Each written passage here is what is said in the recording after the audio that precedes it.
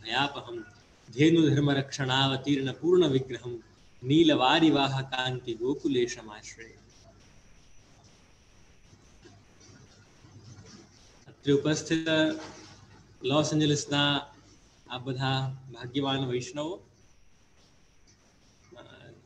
આજે ફરી આપ બધાને જોઈને ઘણો આનંદ થાય છે. ગઈકાલે આપણે શ્રીમદ ભગવદ્ ગીતાના પ્રથમ અધ્યાયની ચર્ચા કરી યત્કિંચિત, અને બીજા અધ્યાયમાં પ્રવેશ કર્યા અને 2-3 શ્લોક થયા એમાં તો આપણું ટાઈમ સમાપ્ત થઈ ગયું. એટલે આમાં 72 શ્લોક છે આમ તો બીજા અધ્યાયમાં, પણ આ ઘણું લાંબો અને ખૂબ મોટો અધ્યાય છે. પણ જોઈએ આપણે અમુક શ્લોકોને સ્કીપ કરીને જે જરૂરી વસ્તુઓ છે આપણા માટે એની આપણે જરૂર ચર્ચા કરીશું. આશા છે આપ બધા આનંદમાં હશો. આપને ગઈકાલનું બધું સમજ પડ્યું હશે. આપને જરા પણ થોડુંક કઠિન લાગે તો આપ મને કહી દેજો, કારણ કે એક વખત મન ચકડોળે ચડે દિમાગ, પછી બ્રહ્મસૂત્રો ઉપનિષદો બધા આવતા જાય એટલે થોડુંક પણ આપને કઠિન લાગે તો આપ કહેજો, તો એ પ્રમાણે આપણે કરીશું. અને હવે આપણે આપણા વિષયમાં પ્રવેશ કરીએ. તો વૈષ્ણવ મહાપ્રભુજીએ પુષ્ટિ માર્ગની સ્થાપના કરી. હવે એવું નથી થયું કે મહાપ્રભુજીને એક દિવસ વિચાર આવી ગયો કે ચાલો આજે પુષ્ટિ માર્ગ બનાવી દેવો છે અને આજે બનાવી દો. એવું નથી થયું. મહાપ્રભુજી શાસ્ત્રાર્થ પ્રકરણમાં સ્પષ્ટ આજ્ઞા કરે છે કે મેં પુષ્ટિ માર્ગ બનાવ્યું તો કયા બેસિસ પર મેં બનાવ્યું, કયા કયા ગ્રંથોનો આધાર લઈને મેં આ સંપ્રદાયની સ્થાપના કરી છે. મહાપ્રભુજી આજ્ઞા કરે, વેદાહ શ્રી કૃષ્ણ વાક્યાની વ્યાસ સૂત્રાણી ચૈવહિ સમાધિ ભાષા વ્યાસસ્ય પ્રમાણમ તચ્ચતુષ્ટયમ. આપણા પુષ્ટિ માર્ગમાં આપણું જે પુષ્ટિ માર્ગ આજે તમને દેખાય છે, નાથદ્વારા, વ્રજ, લોસ એન્જલિસ જે પણ તમને દેખાય છે એ બધું 4 પ્રમાણો પર બેઝડ છે. જેમ મેં પહેલા કીધું કે એવું નથી થયું કે ગુજરાતીમાં કહેવત છે ને, કોથલામાંથી બિલાડો કાઢવો. વિચાર આવી ગયો કે ચાલો ભાઈ આજે પુષ્ટિ માર્ગ બનાવો છે અને કાલે બનાવી દીધો. એવું નથી થયું. મહાપ્રભુજીએ 4 પ્રમાણ લીધા છે. મહાપ્રભુજી ગણાવે છે કયા છે. સૌથી પ્રથમ પ્રમાણ, હિન્દુ ધર્મનો સૌથી મુખ્ય ગ્રંથ એ છે વેદ, વેદાહા. બીજો પ્રમાણ આપ્યો શ્રી કૃષ્ણ વાક્યાની. શ્રી કૃષ્ણ વાક્ય એટલે ભગવાનના વાક્યો, ભગવાન દ્વારા ગવાયેલી ભગવદ્ ગીતા, એ બીજો પ્રમાણ. વ્યાસ સૂત્રાણી ચૈવહિ, ત્રીજો પ્રમાણ છે બ્રહ્મસૂત્રો જે વ્યાસજીએ લખ્યા, અને સમાધિ ભાષા વ્યાસસ્ય, અને વ્યાસજીની સમાધિ ભાષા એટલે કે ભાગવતજી. તો એ આપણા પુષ્ટિ માર્ગના 4 પ્રમાણ છે. અને આ જેમ એક ટેબલ કેવી રીતે 4 પિલર્સ, 4 એના પાયા હોય ટેબલના, ત્યારે એ ટેબલ સ્થિર થાય, એવી રીતે જે પુષ્ટિ માર્ગ આપણને એક ટેબલ રૂપ દેખાય છે એના 4 પાયા છે. ફરી યાદ અપાવું, વેદ, ભગવદ્ ગીતા, બ્રહ્મસૂત્ર અને ભાગવત, આ 4 પ્રમાણ. તો એ 4 પ્રમાણો ઉપર મહાપ્રભુજી પુષ્ટિ માર્ગની સ્થાપના કરી અને એવો અદ્ભુત માર્ગ સ્થાપિત કર્યો છે. તો એ વિષયમાં નહીં જતા હવે આપણે આપણા મુખ્ય વિષયમાં આવીશું, ભગવદ્ ગીતા ઉપર. આપણે ગઈકાલે ચર્ચા કરી કે કૌરવો અને પાંડવોની સેના આમે આપસમાં લડવા એકદમ તત્પર છે, બધા યુયુત્સુ છે, અને એવામાં પ્રભુએ અર્જુનને ભગવદ્ ગીતાનો ઉપદેશ આપ્યો. જો વૈષ્ણવ એવું છે કે આપણું ક્યાંક નાનું મોટું એક્સિડન્ટ પણ થઈ જાય ને, તમે તમારા હાઈવે પર ચલાવતા હો, ફ્રીવેઝ પર, અને ગાડી પણ થઈ જાય ને તો પણ આપણું મન કેટલું ઉદ્વિગ્ન થઈ જાય. તમે વિચારો, એક આપણને સારો લેટર પણ લખવું હોય આપણા બોસને કે કોઈ જરૂરી વ્યક્તિને, તો આપણને કેવું સરસ માહોલ જોઈએ, એક સરસ પંખો જોઈએ, એક સરસ ટેબલ જોઈએ, ત્યારે જઈને આપણે એક સરસ લેટર લખી શકીએ છીએ. હવે આમાં શું છે ભગવદ્ ગીતામાં કે પ્રભુએ એવી સ્થિતિમાં આખું ઉપદેશ આપ્યું છે કે લાખો સૈનિકો આ તરફ અને લાખો સૈનિકો આ તરફ. આ તમે જુઓ ભગવાનની કેટલી શ્રેષ્ઠતા કૃષ્ણ ભગવાનની બતાવે છે. આપણે તો નાનું એક્સિડન્ટ પણ થઈ જાય તો આપણે ઉદ્વિગ્ન થઈ જઈએ, પણ આ તો પ્રભુ છે એટલે રણભૂમિમાં પણ એવો ઉપદેશ આપ્યો કે આજ સુધી આજના મોસ્ટ ઇન્ટેલેક્ચ્યુઅલ પીપલ્સ પર જે લોકો છે, પર્સન્સ, એ પણ આનો અનુકરણ કરે છે. એવી આ મહાનતમ ગ્રંથ છે એવું આ ભગવદ્ ગીતા. રણભૂમિમાં લખાયો. તમે વિચારો વૈષ્ણવ, લાખો સૈનિકો આ તરફ, લાખો સૈનિકો આ તરફ, શંખ વાગી ગયું છે, બધા યુદ્ધ માટે તૈયાર છે, અને એવામાં પ્રભુએ આ ઉપદેશ આપ્યો. ગઈકાલે આપણે જોયું કે ધૃતરાષ્ટ્રને કેવી રીતે ચિંતા થઈ કે ધર્મક્ષેત્રે કુરુક્ષેત્રે કે મારા કૌરવોએ શું કર્યું, સંજયને બોલાવ્યા ધૃતરાષ્ટ્રએ કે બતાવો. હવે આમ જોવા જાઓ ને તો ધૃતરાષ્ટ્ર માટે સારું કહેવાય. કેમ? કારણ કે એને જે દુઃખ થયું, એને પોતાના રાજ્ય એનો છૂટી જશે એનું જે દુઃખ થયું, કૌરવો મરશે એનું દુઃખ થયું, એના કારણે એને પ્રભુ તો યાદ આવ્યા. એવું કહેવાય છે, સુખ કે માથે શીલ પડો હરિ હૃદય સે જાય, બલિહારી વો દુઃખ કી જે પલ પલ નામ રટાય. એ સુખ શું કામનું કે જે પ્રભુનું વિસ્મરણ કરાવી દે. એના કરતા તો એ દુઃખ શ્રેષ્ઠ છે જે પલ પલ આપણને પ્રભુનું નામ રટાવે. તો ધૃતરાષ્ટ્ર માટે હું તો માનું છું કે આ એનો ઉદ્ધારનું કારણ બની ગયો હશે કે એને જે ચિંતા થઈ એના બહાને એને કૃષ્ણને અને પાંડવોને તો અર્જુન જેવા ભક્તને યાદ તો કર્યા. તો એવી રીતે જે સમસ્ત ચર્ચાઓ છે આપણે ગઈકાલે ચર્ચા કરી કે લૌકિકમાં એવો કોઈ પણ એવો પોઈન્ટ નથી કે જેના ઉપર આપણે જઈને એમ કહી શકીએ કે બસ હવે મને કાંઈ નથી જોઈતું. ગઈકાલે મેં આપને કીધું કે સતત આપણી માંગ વધ્યા જ કરે છે. હવે ભણવું છે, હવે જોબ કરવી છે, હવે લગ્ન કરવા છે, હવે પરિવાર, હવે એક્સેટ્રા ચાલ્યા જ કરે છે. પણ ભક્તિ મેં ગઈકાલે કીધું એવો એક પોઈન્ટ છે, નારદજી ભક્તિ સૂત્રોમાં કહે ભક્તિ વિષય લબ્ધ્વા અપમાન સિદ્ધો ભવતી અમૃતો ભવતી તૃપ્તો ભવતી. ભક્તિ શું છે કે જેને પામીને મનુષ્ય સિદ્ધ થઈ જાય, તૃપ્ત થઈ જાય અને અમૃત રૂપ થઈ જાય, પછી એને કાંઈ જોઈએ નહીં. યત પ્રાપ્ય ન કિંચિત વાંચતી ન શોચતી ન દ્વેષ્ટિ. જેને પ્રાપ્ત કરીને મનુષ્યને કંઈ પણ ઈચ્છા નથી રહેતી શેષ. એની બધી ઈચ્છાઓ એને સમાપ્ત થઈ જાય છે. એકદમ એમ એક કહીએ ને શાંત વ્યક્તિ બની જાય છે. એને પછી બીજું કાંઈ નથી જોઈતું. યદ જ્ઞાત્વા મત્તો ભવતી સ્તબ્ધો ભવતી આત્મારામો ભવતી. જેને પામીને મનુષ્ય સ્તબ્ધ થઈ જાય અને એકદમ મગ્ન થઈ જાય, એને કાંઈ આત્મારામ થઈ જાય, એને પોતાનામાં જ આનંદ મળે. એવું નહીં કોઈ બહારની કોઈ વસ્તુ મળી ત્યારે આનંદ થયું, એવું નહીં કે સરસ પિઝા ખાવા મળ્યા ત્યારે આનંદ થયું, એવું નહીં. પોતાનામાં જ આત્મારામ થઈ જાય. ભક્તિ એવી વસ્તુ છે, ભગવદ્ ગીતાનું જ્ઞાન એ વસ્તુ છે કે એ પામીને મનુષ્ય પોતાનામાં જ આનંદ થઈ જાય, એને પછી બીજું કાંઈ જોઈએ નહીં. તો એવા શ્રેષ્ઠતમ ગ્રંથની આપણે ચર્ચા કરીએ, એમાં આપણે પ્રવેશ કરીએ. તો ગઈકાલે આપણે જોયું કે અર્જુનને કેવી રીતે વિષાદ થયો. એને જોયું કે મારા જ મામા, મારા જ સસુર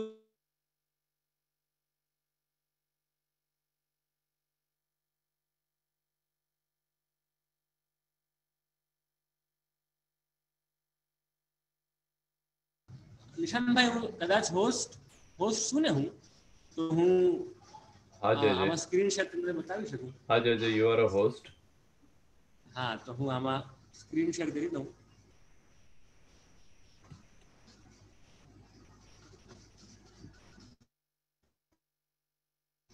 જે વૈષ્ણવ આપણે ગઈકાલે ચર્ચા કરી કે અર્જુને કીધું કે સેનયોરુભયોર મધ્ય રથમ સ્થાપયમેચ્યુત, કે હે પ્રભુ આ બંને સેનાની વચ્ચે મારું રથ સ્થાપિત કરો. આ બધાને ફોટો દેખાય છે સ્ક્રીન પર? જે તમારા ડેસ્કટોપ દેખાય છે, ડેસ્કટોપ દેખાય છે. Okay, now we can see the picture. Okay. હા, દેખાય પિક્ચર હવે? હા જે ફોટો દેખાય છે.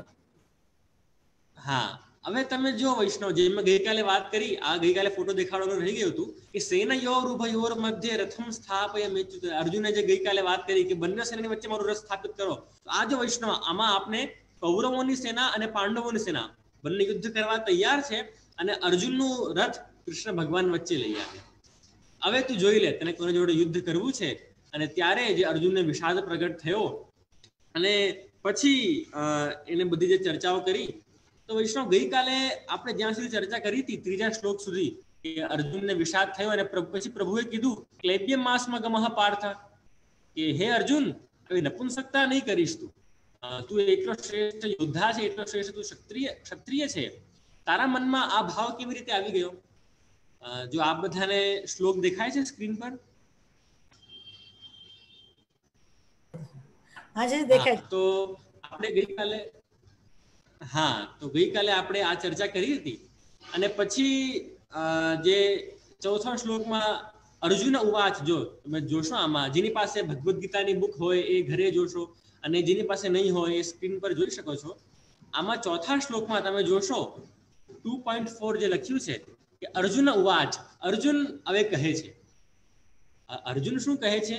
કથમ ભીષ્મ અહમ સંખ્યે દ્રોણમ ચ મધુસૂદન ઈશુભિ પ્રતિયોત્સ્યામિ પૂજાર્હા વરિસૂદન.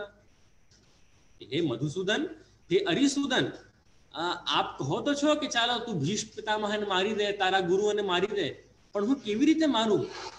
કારણ કે આ તો મારા પૂજા કરવાના યોગ્ય છે. પૂજાર્હા વરિસૂદન. તમે આ શ્લોકનું લાસ્ટ વર્ડ જુઓ તો પૂજાર્હા વરિસૂદન, આ તો મારા પૂજા કરવા લાયક છે પ્રભુ.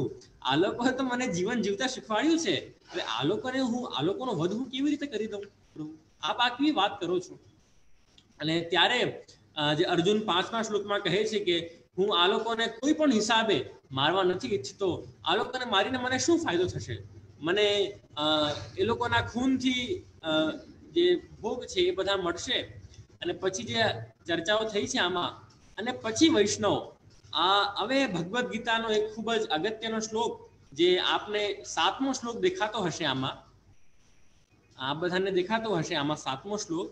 એ શ્લોક આ પ્રમાણે છે કે કાર્પણ્ય દોષોપહત સ્વભાવઃ પૃચ્છામિ ત્વામ ધર્મ સમ્મૂઢ ચેતાઃ યત શ્રેયઃ સ્યા નિશ્ચિતમ બ્રૂહિ તન્મે શિષ્યસ્તેહમ શાધિ મામ ત્વામ પ્રપન્નમ. હવે શું થયું કે અર્જુનને વિષાદ થયો. પ્રભુએ કીધું હે અર્જુન, જો આજે આ લોકોને મારવામાં વાંધો નથી, કારણ કે આ લોકો આતતાઈઓ છે. હવે શાસ્ત્રોમાં આતતાઈના લક્ષણ બતાવવામાં આવ્યા. અગ્નિદહ ગરદશ્ચૈવ, જે આગ લગાડે, જે ધનનું હરણ કરે, જે સ્ત્રીનું હરણ કરે, એને કહેવાય આતતાઈ. અને શાસ્ત્રો એમ કહે છે કે આતતાઈઓને મારવામાં કોઈ પણ પ્રકારનો દોષ નથી. પ્રભુ એને સમજાવે છે કે આ લોકોને તું માર અર્જુન, આમાં કઈ દોષ નથી. આ લોકોએ દ્રૌપદીનું ચિરહરણ કર્યું છે, અને કેવી કેવી આ લોકોએ કૃત્ય કર્યા છે, યુદ્ધ ક્રીડામાં આ લોકોએ કેવા કેવા કામો કર્યા છે. એટલે આ લોકોને તું મારી શકે અર્જુન, આમાં કઈ વાંધો નથી. અને પછી વૈષ્ણવ શું થયું કે અર્જુનના મનમાં, અર્જુન હવે એકદમ કન્ફ્યુઝ થઈ ગયો છે. અર્જુનને ખબર નથી પડતી કે શું સારું છે અને શું ખરાબ છે. અર્જુન ક્યારે તો એને થાય છે કે આ ગુરુઓને મારવું જોઈએ, ક્યારે એને થાય છે કે નહીં, આ લોકોએ તો મને બધું શીખવાડ્યું છે, આ લોકોને કેવી રીતે મારવું? તો એટલે એકદમ અર્જુન કન્ફ્યુઝ થઈ ગયો છે. અને ત્યારે એને આ શ્લોક બોલ્યું, જે 7મો શ્લોક છે. આપ બધા ધ્યાન આપજો આમાં 7મા શ્લોકમાં, કે કાર્પણ્ય દોષોપહત સ્વભાવ, કે હે પ્રભુ, હું કાર્પણ્યના દોષથી મારું સ્વભાવ મને ઘસી લીધું છે. કાર્પણ્ય દોષ એટલે કૃપણતા, એટલે અત્યધિક કન્ફ્યુઝન, અત્યધિક દીનતા. અને હું પૃચ્છામી, હું આપને પૂછું છું. હું કોણ? તો ધર્મ સમ્મૂઢ ચેતા, જે ધર્મની બાબતમાં જે એકદમ ભ્રમિત થઈ ગયો છે, જે કન્ફ્યુઝ થઈ ગયો છે, એવો હું આપને પૂછું છું. અને હવે મારા માટે જે સારું હોય, યત શ્રેયસ્યા નિશ્ચિતમ બ્રૂહિ તન્મે, એ આપ મને નિશ્ચિત રૂપે કહો, કારણ કે શિષ્યસ્તેહમ શાધિ મામ ત્વામ પ્રપન્નમ. આ એક ખૂબ જ અગત્યનો એક લાઈન છે. આ 7મા શ્લોકની જે અંતિમ પંક્તિ છે કે શિષ્યસ્તેહમ શાધિ મામ ત્વામ પ્રપન્નમ. અર્જુન હવે પ્રભુને કહે, હે પ્રભુ, હવે હું આપનો શિષ્ય છું, અને હવે આપ મને બતાવો કે ધર્મ શું છે, અધર્મ શું છે, લડાઈ કરવી કે નહીં કરવી. જોવા જાવ ને વૈષ્ણવ, તો આ અર્જુને ભગવદ્ ગીતામાં સૌથી બેસ્ટ કામ કર્યો છે. એને શું કર્યું કે યોગ્ય સમયમાં યોગ્ય વ્યક્તિને પોતાની જીવન સોંપી દીધું કે હે પ્રભુ, હવે હું હારી ગયો છું. અહીંયા તો તમે શરણાગતિની ભાવના છે કે હે પ્રભુ, કે શિષ્યસ્તેહમ, હવે હું બુદ્ધિ નથી ચાલતી કે શું સારું અને શું ખરાબ. એટલે હવે હું આપનો શિષ્ય થઈ ગયો છું. હવે આપ મને કહો કે શું સારું છે અને શું ખરાબ છે. જો આ શ્લોક જ નહીં હોત ને પ્રિયજનો, તો આગળની ગીતાજી લખાય જ નહીં હોત. અર્જુન પૂછતો જ નહીં કે પ્રભુ આપ મને બતાવો કે શું સારું અને શું ખરાબ, પછી પ્રભુ ઉપદેશ કોને કરતા? એટલે આ શ્લોક લખાયું ત્યારે જ આગળની ગીતાજીનો ઉદ્ભવ થયો. એટલે આ શ્લોક વૈષ્ણવ ખૂબ જ અગત્યનો શ્લોક છે. અને આમાં અર્જુન પોતાની શરણાગતિ સ્વીકારે છે. કારણ કે હવે અર્જુન પોતાનું, એટલે આવું થાય ને કે જ્યારે આપણે પોતાના તરફથી લડતા હોઈએ કે હું લડવા વાળો, હું કરવા વાળો, હું જીતવા વાળો, ત્યારે પછી જેમ મેં ગઈકાલે કીધું કે સામર્થ્ય આપણને ડર ઉત્પન્ન કરે. આપણામાં સામર્થ્ય આવે તો આપણને ડર થાય કે અરે હું કેવી રીતે કરીશ, કોને મારવું, કોને નહીં મારવું. પણ જે શરણાગતિ છે, જે સમર્પણની ભાવના છે, એ આપણામાં અભયતા લાવે છે, એ આપણામાં આનંદ લાવે છે. તો એટલે અર્જુને બેસ્ટ કામ અહીંયા કર્યો છે. શું કર્યું કે પ્રભુની એને શરણ સ્વીકારી લીધી કે હે પ્રભુ. એને જે પ્રભુને જે પોતાને સખા ગણતો હતો, અર્જુન અને કૃષ્ણ સખા હતા, હવે એ સખાથી કૃષ્ણ ભગવાનને ગુરુના લેવલ પર લઈ જાય છે. હે પ્રભુ, હવે આપ મારા ગુરુ છો. અર્જુન કૃષ્ણને કહે છે હવે આપ મને બતાવો કે શું આ લોકોને મારવા જોઈએ કે નહીં મારવા. અને પછી વૈષ્ણવ આખું ગીતાનો જે ઉપદેશ છે એ અહીંયાથી શરૂ થયો.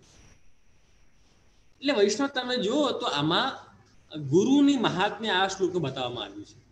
સખાને ગુરુ કર્યા ત્યારે ગુરુએ સાચો ઉપદેશ આપ્યો. આપણા જીવનમાં પણ સાચા ગુરુની ખૂબ જ આવશ્યકતા છે. એક પ્રસંગ આવે કે એક ગુરુ હતા અને એના શિષ્યો હતા, અને ગુરુ પણ આવા જ હતા અને શિષ્યો પણ આવા જ હતા. બંને કઈ ભણેલા ગણેલા નહીં હતા અને બધું આમ ચાલતું હતું બધું. તો હવે એક દિવસ એવું થયું કે કુંભના મેળામાં આ ગુરુ ગયા શિષ્યો સાથે, અને શાલિગ્રામજી બિરાજતા હતા. શાલિગ્રામજી આ બધાને ખબર છે કે શાલિગ્રામજીની શિલા આવે, શાલિગ્રામજી શ્યામ રંગના પાષાણના શાલિગ્રામજી હોય, અને એ લોકોની સેવા કરતા હતા ગુરુ અને શિષ્યો. પણ આ શિષ્યો પણ એવા નકામા કહી શકો ઢીઠ કે એ લોકો ગુરુને ક્યારે પૂછે જ નહીં કે કેવી રીતે ગુરુ સેવા કરવી જોઈએ, કેવી રીતે આ લોકોને સ્નાન કરાવવામાં આવે, કેવી રીતે આ લોકોને વસ્ત્ર ધરાવવાના. શિષ્યો પણ કાંઈ પૂછે નહીં અને આ ગુરુ પણ કાંઈ બતાવે નહીં. બંને પક્ષથી ગોટાળો જ હતો. ગુરુ જે હતા એ 2 મહિના માટે કુંભથી બહાર ગયા, બીજા કેમ્પમાં ગયા રહેવા, અને શિષ્યોને કીધું કે આપ બધા ધ્યાનથી સેવા કરજો, જે શાલિગ્રામની છે એમને કઈ શ્રમ નહીં પડે. તો ઠીક છે. આ ગુરુ તો શિષ્યો બધા એવા જ હતા, ગુરુએ કઈ શીખવાડ્યું નહીં હતું.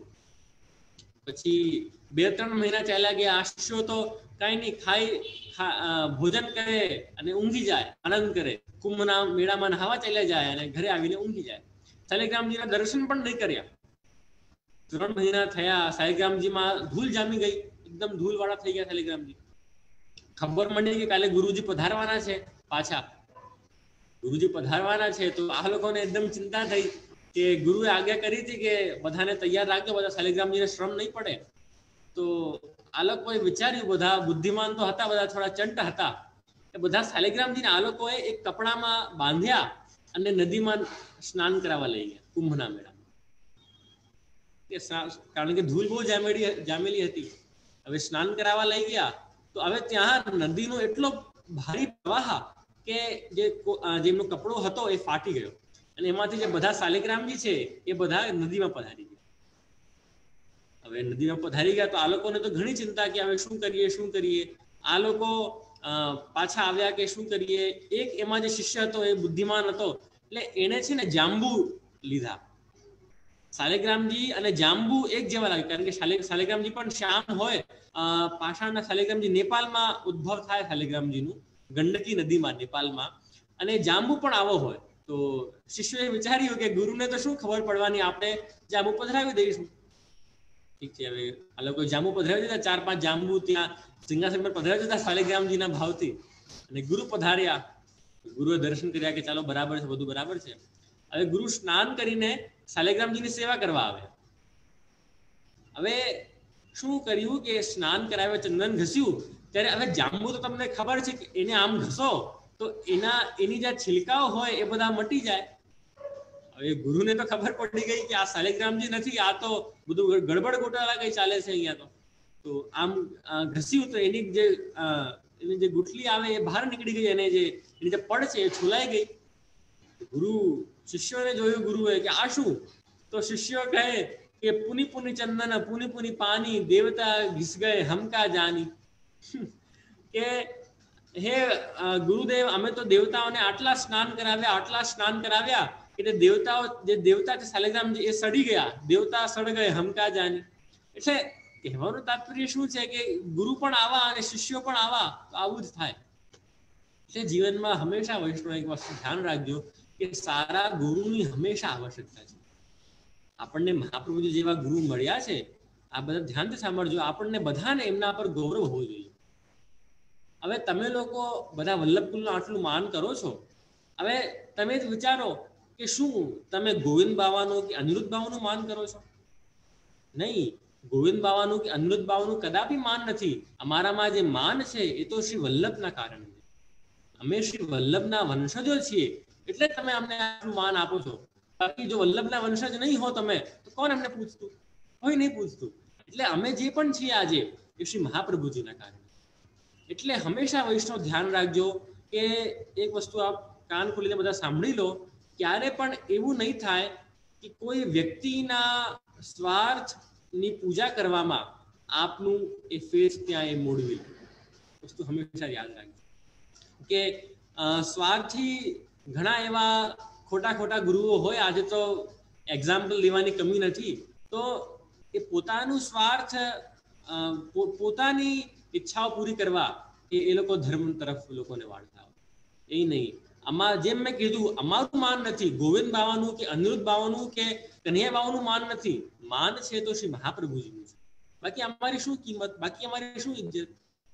તો એટલે આપ વૈષ્ણવ હંમેશા યાદ રાખજો. જેમ તમે સમજી ગયા ને, તો એ મહાપ્રભુજીનો માન છે એટલે એ મુખ્ય છે. મહાપ્રભુજી આપણા બધાના ગુરુ શ્રી મહાપ્રભુજી. અને આપણને તો ગર્વ હોવો જોઈએ કે આપણને આવા ગુરુ મળે. બીજા ગુરુઓ તો વૈષ્ણવ અને ગૌલોક સુધી લઈ જવાની વાત કરે. બીજા ગુરુઓ તો શિષ્યને ગૌલોક સુધી લઈ જવાની વાત કરે, પણ જે ગૌલોકને જ વૈષ્ણવ સુધી લઈ આવે એમનું તો નામ શ્રી મહાપ્રભુજી. જે ગૌલોકમાં બિરાજતા પ્રભુને જ ઘરે ઘરે પધરાવી દે એમનું તો નામ શ્રી મહાપ્રભુજી છે. મર્યાદા માર્ગમાં તમે જુઓ તો બધા દેવતાઓ, બધા ભક્તો પ્રભુ પાસે સુખ માંગવા જાય કે હે પ્રભુ અમને આ આપી દો, હે પ્રભુ અમને ફલાણું આપી દો. અને મહાપ્રભુજીની કૃપાથી આપણું તો કેવું માર્ગ છે કે પ્રભુ આપણા ત્યાં આનંદ કરવા આવે. ભોગ શ્રૃંગાર યશોદા મૈયા મોહે શ્રી વિઠ્ઠલનાથ કી હાથ કો ભાવે. પ્રભુ યશોદાજીને કહે છે કે તું તો મારાથી માખણ પણ છુપાવે છે, મને સારું સારું ખાવા પણ નથી દેતી, એટલે મને તો ભોગ શ્રૃંગાર યશોદા મૈયા મોહે શ્રી વિઠ્ઠલનાથ કી હાથ કો ભાવે. મને તો શ્રી ગુસાઈજીના ઘરનું જ ભાવે છે, મને તો મારા વૈષ્ણવના ઘરનું ભાવે છે. તો એવી મહાપ્રભુજીની કૃપા. એટલે વૈષ્ણવ હંમેશા જીવનમાં જરૂરી છે કે આપણે એક સારા ગુરુ કરીએ. હંમેશા મહાપ્રભુજીએ પણ, તમને તો વૈષ્ણવ આશ્ચર્ય થશે, પણ તત્વાર્થ દીપ નિબંધમાં મહાપ્રભુજીએ ગુરુના લક્ષણો બતાવ્યા છે. એટલે જો એવા ગુરુ નહીં મળે તો ગુરુ નહીં કરવા. મહાપ્રભુજીએ ત્યાં સુધી આજ્ઞા કરી છે. એમાં પણ ઘણી ઘણી ચર્ચાઓ છે. જો કે બાદમાં એના પછી મહાપ્રભુજી ગુરુના લક્ષણો બતાવે. કૃષ્ણ સેવા પરમ વીક્ષ્ય દંભાધિ રહિતમ નરહ. મહાપ્રભુજી શું લક્ષણ બતાવે છે? ગુરુમાં પહેલું લક્ષણ હોવું જોઈએ કૃષ્ણ સેવા પરમ વીક્ષ્ય. જે ગુરુ છે એ કૃષ્ણની સેવાનો પરમ જાણકાર હોવો જોઈએ. બીજું લક્ષણ શું? દંભાધિ રહિતમ નરમ. એનામાં દંભ, એનામાં અહંકાર નહીં હોવો જોઈએ. કૃષ્ણ સેવાનો પરમ જાણકાર અને દંભ અહંકાર વગરનો. શ્રી ભાગવત તત્વજ્ઞ, જે ભાગવતનો જાણકાર, ખાલી જાણકાર નહીં પણ એના તત્વનો જાણકાર, એવા ગુરુને જ ભજવું જોઈએ.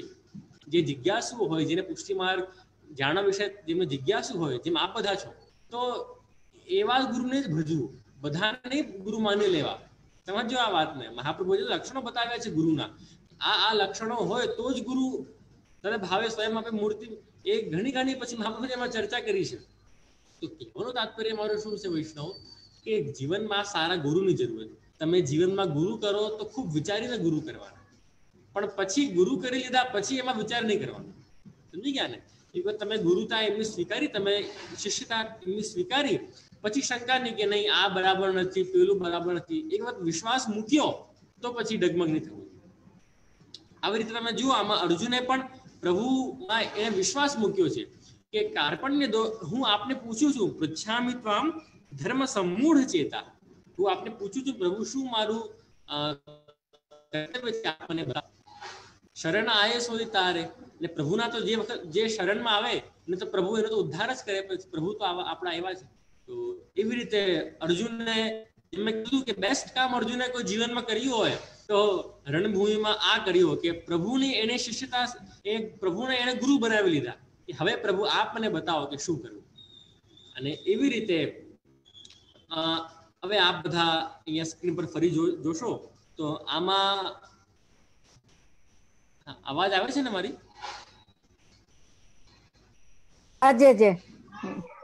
હા. તો હવે 11મા શ્લોકમાં હવે આપ બધા સ્ક્રીન પર જોઈ શકો જેના પાસે ભગવદ્ ગીતા ઘરે હોય એ ઘરે જોઈ શકે. શ્રી ભગવાન ઉવાચ. હવે ભગવાન જે મુખ્ય ગીતાનો ઉપદેશ છે એ અહીંયા આપે છે.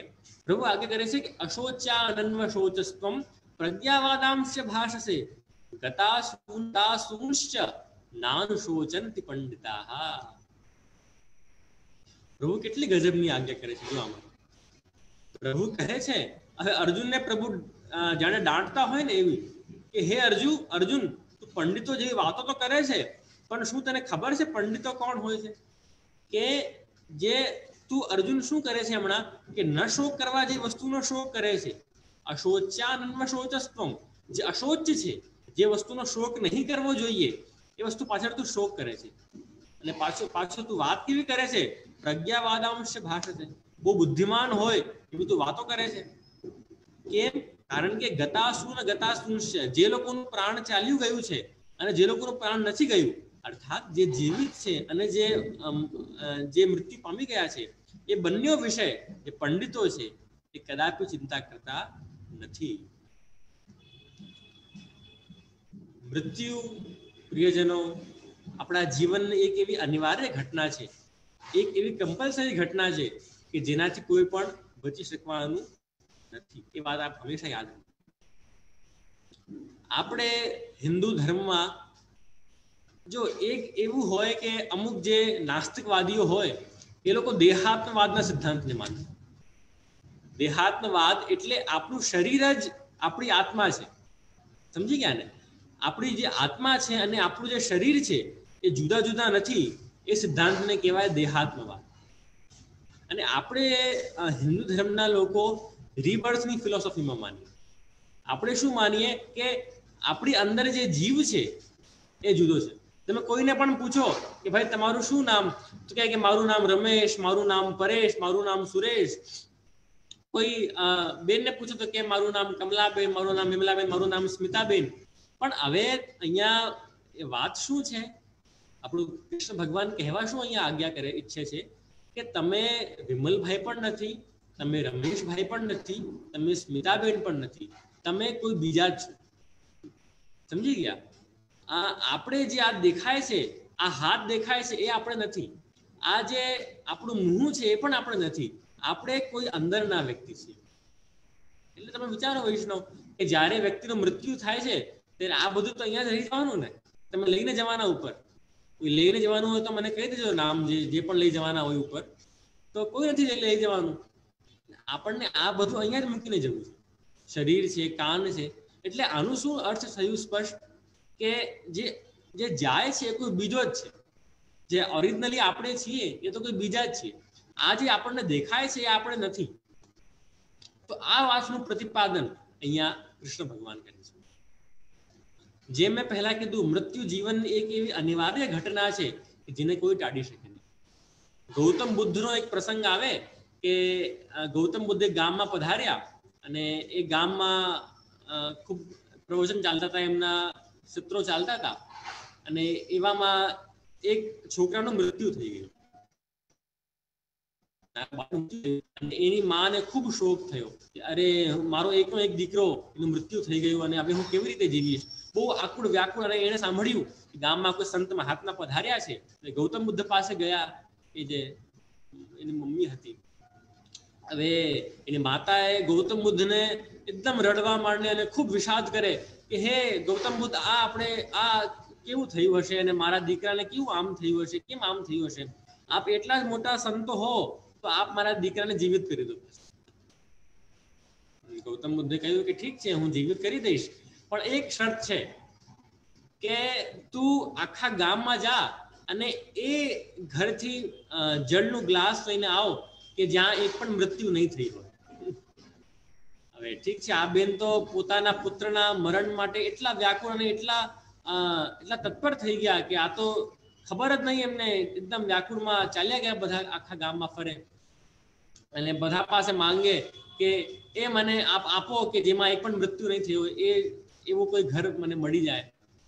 બધા કહે કે નહીં, અમારા ઘરે તો મૃત્યુ થયું છે. જો બધા ઘરે જન્મ થાય નહીં થાય એ જરૂરી નહીં, પણ બધાના ઘરે મૃત્યુ થાય એ તો જરૂરી છે ને. તો હવે કોઈ જગ્યાએ જળ મળ્યું નહીં અને પછી આ ગૌતમ બુદ્ધ પાસે આવ્યા કે હે ગુરુવર, મને તો ક્યાંય જડ મળ્યું નહીં એવા ઘરનું. પછી ગૌતમ બુદ્ધે એમને સમજાવ્યું કે જો બેન, મૃત્યુ આ જીવનની એક અનિવાર્ય ઘટના છે, એને આપણે ક્યારેય ટાળી નહીં શકીએ. મૃત્યુને સ્વીકાર કરવો જ પડશે. અને એટલે જ ભગવાન આમાં વાત કરે છે કે અશોચાનંદ શોચસ્તમ પ્રજ્ઞાવાદાંશ ભાષસે, કે તું નશો કરવાથી વસ્તુનો શો કરે છે? જે આ લોકો બધા છે એ લોકો તો મરવાના જ છે. હે અર્જુન, તું આમ નહીં વિચાર કે હું જો મારીશ તો જ બરશે. એવું નથી. આ લોકો જેનું જે મૃત્યુકાલ ફિક્સ છે એ તો ત્યારે મરવાના જ છે. એ તારા મારવાથી કે નહીં મારવાથી એ લોકો કોઈ બચવાના નથી.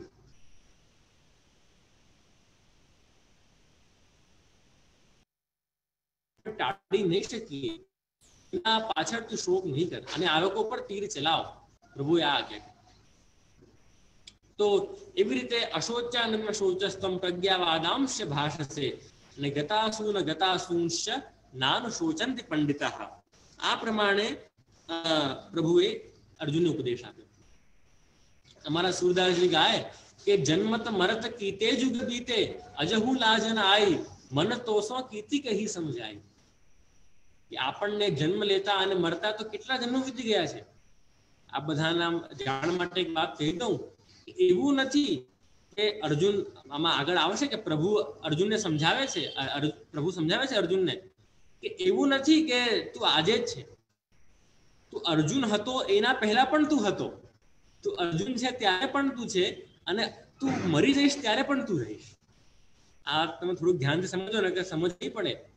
એવું નથી કે આપણે પહેલા નહીં હતા. આપણે બધા પહેલાથી જ છીએ. આપણે બધા જીવ છીએ એટલે આપણે અનાદિકાલથી છીએ.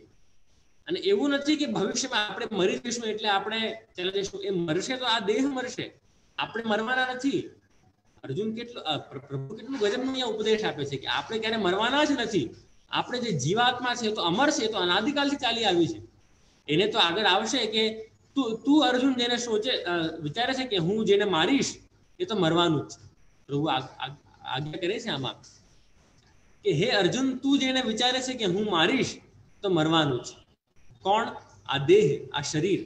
અને જે અમર છે એને તો તું મારવા સમર્થ જ નથી. અમર શું છે? આપણું જીવાત્મા, આપણું અંદરનું જીવ એ અમર છે. એને તો કોઈ જ મારી જ નહીં શકે. તો એ પ્રમાણે પ્રભુએ અર્જુનને ઉપદેશ આપ્યો કે ગતાસૂન ગતાસૂંશ્ચ નાનુ શોચંતિ પંડિતાઃ. એ પ્રમાણે પ્રભુએ 11મા શ્લોકમાં ઉપદેશ આપ્યો અને પછી પ્રભુ 14મા શ્લોકમાં, આ બધાને સ્ક્રીન પર હું આશા રાખું છું કે દેખાતું હશે 14મો શ્લોક. પ્રભુએ આજ્ઞા કરી કે માત્રા સ્પર્શાસ્તુ કૌંતેય શીતોષ્ણ સુખ દુઃખદાહ આગમા પાયનો નિત્યાંત તામ સ્થિતિ ક્ષસ્વ ભારત. પ્રભુ અર્જુનને આજ્ઞા કરે છે કે હે અર્જુન, આ ઇન્દ્રિયોથી જન્ય જે સુખ છે, જે ઉષ્ણતા છે, જે ગરમી છે, એ બધા કેવા છે? આગમા પાયના છે. એ બધા આવશે અને જશે. બધા ટેમ્પરરી છે, કોઈ પણ પરમાનન્ટ નથી. એટલે અર્જુન આવા બધા દુઃખોને તો સહન કરતા છે. તામ સ્થિતિ ક્ષસ્વ ભારત. એ બધા દુઃખોને તો સહન કરતા છે. તમને ઉદાહરણ આપું કે હવે તમારી પાસે બે ખાવાની વસ્તુઓ છે. એક તમારી પાસે ખૂબ જ સરસ સમોસા કે કચોડી છે એક તરફ, અને બીજી તરફ તમારી પાસે બોઇલ્ડ પોટેટો છે કે એકદમ સૂકું ખાવાનું છે. હવે તમે વિચારશો કે મને તો સારું જ ખાવું. તમારી સામે બંને રાખવામાં આવે તો હું તો નથી માનતો કે કોઈ એ બટાકા ખાશે, કોઈ એ આલુ ખાશે. બધા પીઝા અને એવા સમોસા જ ખાશે બધા. હવે તકલીફ શું થાય વૈષ્ણવ, કે આપણા દિમાગમાં હજુ સુધી એ વાત ફિટ નથી થઈ કે એ પીઝા જે છે એ ખાલી 5 સેકન્ડ માટે છે. સમજો કે તમારા જીવમાં જ્યાર સુધી છે 5 સેકન્ડ 7 સેકન્ડ, ત્યાર સુધી જ એ પીઝા ગયા પછી તો એ શું પીઝા અને શું પાઉંભાજી ને શું સમોસા અને શું આલુ, અંદર ગયા પછી બધી જ વસ્તુ એક જ છે. જે આપણું સુખ છે, ઇન્દ્રિયોનો સુખ, એ ખાલી 5 સેકન્ડ કે 7 સેકન્ડ માટે છે. બધી ઇન્દ્રિયોનો સુખ તમે વિચારી લો. તમે સારી વસ્તુઓ કોઈ જો તો ખાલી તમને પહેલા જોતા જ એ સુખ થાય કે ઓહો બહુ સુંદર વસ્તુ છે આ. તમે તાજમહેલ જો તો 5-7 સેકન્ડ એની સુંદરતા લાગે, પછી એ એટલે કૃષ્ણ ભગવાન શું કહેવા માંગે છે કે ઇન્દ્રિયોનો સુખ એ 5-7 સેકન્ડનો છે. હવે જેમ કોઈ તમને જોબમાં કે બિઝનેસમાં કે એવી સ્થિતિ આવે, વિદ્યાર્થી કાળમાં વિદ્યાર્થીની સ્થિતિ આવે કે એ લોકોને ભણવા માટે રાત સુધી જાગવું પડે અને સવારે વહેલા પણ જાગવું પડે. હવે આમાં થાય શું કે છોકરાઓનું અલાર્મ વાગે અને એ વિચારે કે અરે અલાર્મ બંધ કરીએ તો શું કરીશું જાગીને. એટલે એ 5-7 સેકન્ડ જો એ પોતાના ઇન્દ્રિયોને વશ કરી લે તો એ લોકોના બાકીના 5-7 કલાકો સુધરી જાય, જો એ બરાબર ટાઈમ પર જાગી જાય. એટલે કહેવાનું તાત્પર્ય શું છે કે ઇન્દ્રિયોના સમસ્ત સુખ અને દુઃખ કેવા છે, માત્રા સ્પર્શા, એ બધા ટેમ્પરરી છે. જેમ મેં પહેલા કીધું કે ભગવદ ગીતા એવો એક ગ્રંથ છે કે આપ જે દૃષ્ટિથી એને જોશો એ પોતાનું અર્થ એ દૃષ્ટિથી પ્રગટ કરશે. તમે કર્મની દૃષ્ટિથી એને જોશો માર્ગ પ્રમાણે તમને અર્થ પ્રગટ કરશે. હવે જોઈએ તો હવે તમને એક પ્રસંગ સંભળાવું શંકરાચાર્યજીનો અને તિલકાયતનો. સાઉથ ઇન્ડિયાના શંકરાચાર્યજી હોય એ નાથદ્વારા પધાર્યા. એ નાથદ્વારામાં તિલકાયત આપણે બિરાજે તો એ બંને બિરાજતા હતા. અને શંકરાચાર્ય તમને આ બધાને ખબર હોય એ લોકો વિરક્ત હોય, એ લોકો પાસે કાંઈ પણ સુખ સુવિધા નહીં, એકદમ આમ વૈરાગી સંન્યાસી હોય એ લોકો. અને આ તિલકાયત પછી નાથદ્વારા આવ્યા તો શંકરાચાર્યજીએ તો જોયું કે ઓ મોટા મોટા વાસણો અને સોનાની થાળીઓ અને ચાંદીના વાસણો અને આટલી બધી ગાડીઓ, આટલા બધા સેવકો. શંકરાચાર્યજી વિચાર્યું કે આ લોકો પોતાને મહાપ્રભુજીનો વંશજ તો કહે છે, પણ આ લોકો આટલી સુખ સુવિધાથી ઘેરાયેલા છે, આ લોકોમાં કેવી રીતે વૈરાગ્ય આવતું હશે, કે આ લોકો કેવી રીતે પ્રભુની સેવા કરતા હશે. આ લોકો તો આમ ભારતમાં ઢિંડોરો પીટે છે કે અમે પ્રભુના સેવક, અમે પ્રભુના સેવક, પણ તમે અહીંયા આવો તો ક્યાં આવું દેખાય છે કે પ્રભુના સેવક. આ તો એકદમ સુખ સુવિધામાં આ લોકો તો ચૂર છે, એવું શંકરાચાર્યજીને એવું ભાષિત થયું. ઠીક છે, બધાએ વાત કરી, શંકરાચાર્યજીને તિલકાએ બધા બેસ્યા, રાત્રે બધા બંને ઊંઘી ગયા. હવે સવારે શંકરાચાર્યજી નિયમ પ્રમાણે જાગ્યા 4:30 વાગે, ત્યારે બાજુ પથારીમાં જુએ તિલકાયત મહારાજ તો ત્યાં ઉપસ્થિત નહીં હતા. તો એમને જે સેવકો હતા એને મેં પૂછ્યું કે તિલકાયત મહારાજ ક્યાં પધાર્યા? તો એ લોકોએ કીધું કે ગુરુવાર એ તો સવારે આપશે તો રોજ સવારે 3:30 વાગે જાગીને પ્રભુની સેવામાં પધારી જાય. શંકરાચાર્યજીને ખૂબ આશ્ચર્ય થયો કે આ લોકો આટલી સુખ સુવિધાઓથી ઘેરાયેલા, આ લોકોમાં પ્રભુ પ્રત્યે આવો ભાવ કેવી રીતે આવી શકે? આ લોકોમાં કેવી રીતે ઇન્દ્રિયોને સહન કરવાની વૃત્તિ આવી શકે? આપણે આ શ્લોકની વાત કરતા હતા. પછી તિલકાયતને પૂછ્યું શંકરાચાર્યજી કે આવું કેવી રીતે સંભવ બને? તો તિલકાયતે બહુ સરસ વાત કરી કે હે શંકરાચાર્યજી, એક વસ્તુ આપ સમજી લો, અમે આ બધી વસ્તુઓથી ઘેરાયેલા જરૂર છીએ, અમે આ બધી વસ્તુઓથી ઘેરાયેલા જરૂર છીએ, પણ અમે આ બધી વસ્તુઓથી કદાપી બંધાયેલા નથી. ઘેરાવું અને બંધાવામાં ફરક છે. આજ્ઞા નથી કરતા કે તમે સંન્યાસ લઈ લો, કે તમે ઘર છોડી દો, તમારી પત્નીનો ત્યાગ કરો, તમે ગાડી છોડી દો અને હિમાલય પર ચાલ્યા જાઓ. એવું મહાપ્રભુજી ક્યારે આજ્ઞા નથી કરી. મહાપ્રભુજીનું આ તો વૈષ્ણવ પુષ્ટિ માર્ગનું સિદ્ધાંતનું મુખ્ય એસેન્સ છે. પુષ્ટિ માર્ગ કે બધી વસ્તુનો ઉપભોગ પણ કરવો છે અને એવી રીતે એનો ઉપભોગ કરવો છે કે એની જે આસક્તિ છે એ આપણને લાગે.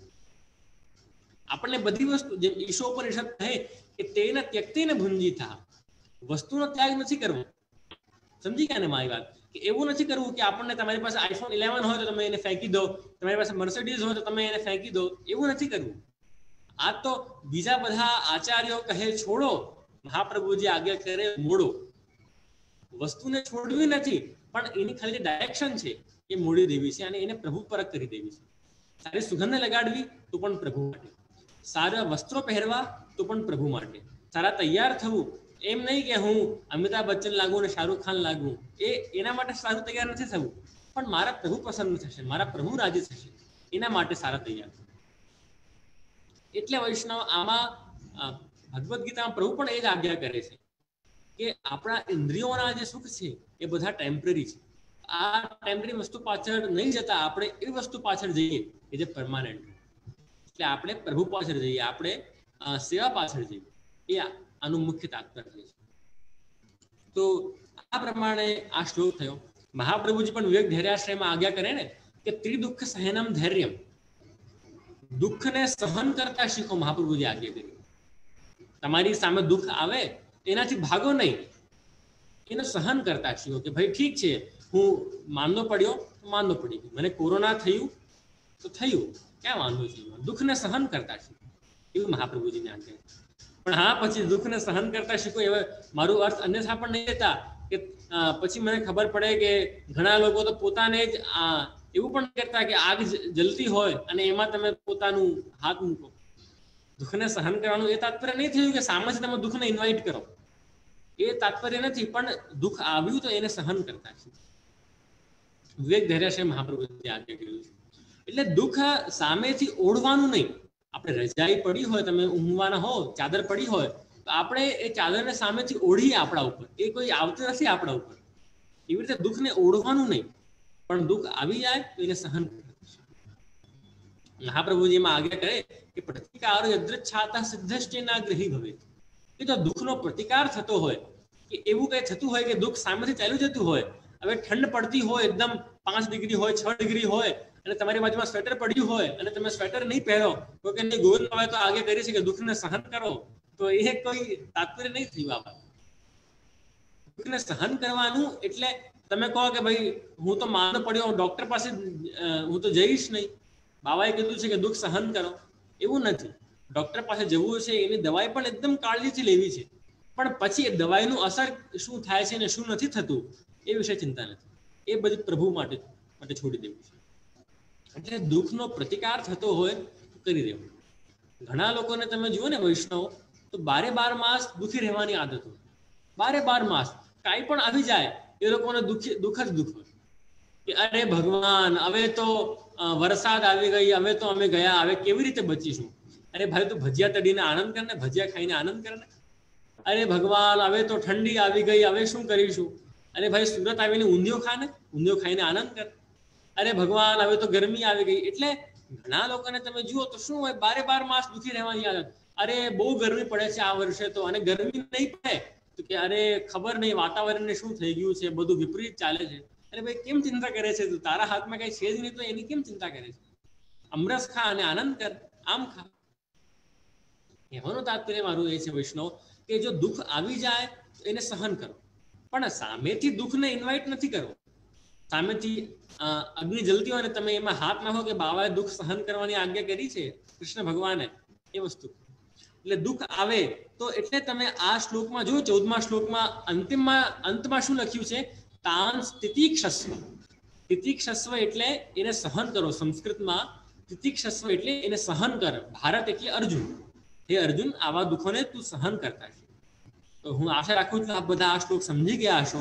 અને હવે આપણે આગળના શ્લોક પર જઈશું. પ્રભુ જો ભગવદ્ ગીતામાં જેટલી સહજતાથી મૃત્યુના કન્સેપ્ટને બતાવવામાં આવ્યો છે, એવું હું માનું છું કે કોઈ પણ આધ્યાત્મિક ગ્રંથમાં, કોઈ પણ નોવેલમાં કે ક્યાંય પણ સમજાવવામાં નથી. એ સહજતાથી જે મૃત્યુની જે અનિવાર્ય ઘટના છે એને ખૂબ જ સહજતાથી બતાવવામાં આવી ગઈ છે. તમે 22મો શ્લોક બધાની સ્ક્રીન પર દેખાતો હશે. આ બધા આમ સ્ક્રીન પર ધ્યાન આપજો. શું છે આ શ્લોકમાં? વાસાનિ યથા વિહાય નવાનિ ગૃહ્ણાન્તિ નરોપરાણી તથા શરીરાણી વિહાય જીર્ણાન્યાની સંયાતિ નવાનિ દે.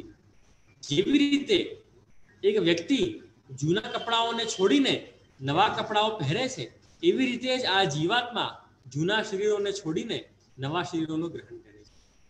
તો કેટલી એક સહજતાથી, એક કેટલી નોર્મલ ભાષામાં, જે જો મનુષ્યના જીવનમાં સૌથી મોટો કોઈ ભય હોય ને મૃત્યુનો, કે કાંઈ પણ થાય પણ મૃત્યુના બહાને થાય તો આપણે એ નહીં એલાઉ કરીએ. સૌથી મોટો જીવનમાં ભય હોય એ કયો? મૃત્યુનો ભય. એટલે સૌથી મોટા ભયને અહીંયા પરમાત્મા પરાસ્ત કરી દે છે. કેટલી સહજતા, કેટલું એક કોઈના પણ મગજમાં ઉતરી જાય એવી રીતે પરમાત્મા અહીંયા મૃત્યુના કન્સેપ્ટને અહીંયા પુટ કરે છે. જેવી રીતે આપણે દિવસભર કોઈ કપડો પહેરીએ, વસ્ત્ર પહેરીએ અને એ ફાટી જાય, એમાં વાસ આવી જાય, ઘણા સમય આપણે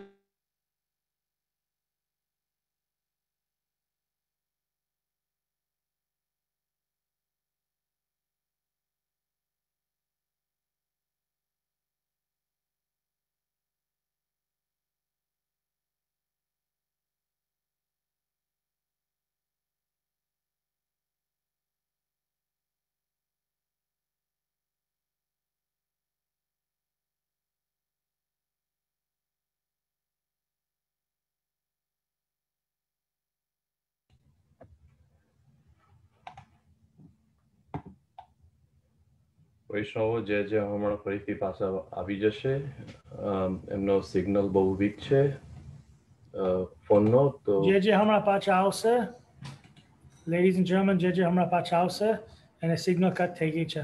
થેન્ક યુ.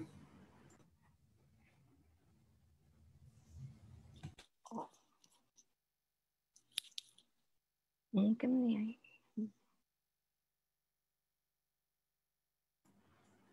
વન્સ અગેન બધા વૈષ્ણવ જે હમણાં 2-3 મિનિટમાં આવશે અને સિગ્નલ કટ થઈ ગઈ છે.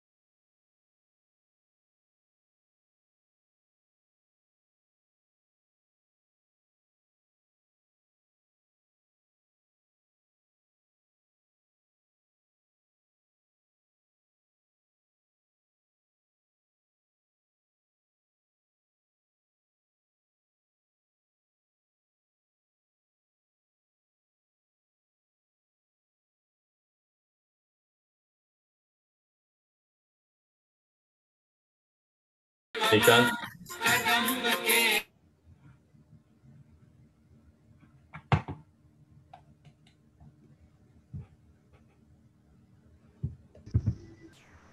હા, હવે મારી અવાજ આવે છે બધાને? આજે હા, વાઈફાઈ નો બહુ તકલીફ છે એટલે ઘણી વખત આ ડિસ્કનેક્ટ થઈ જતું હોય છે. બધાને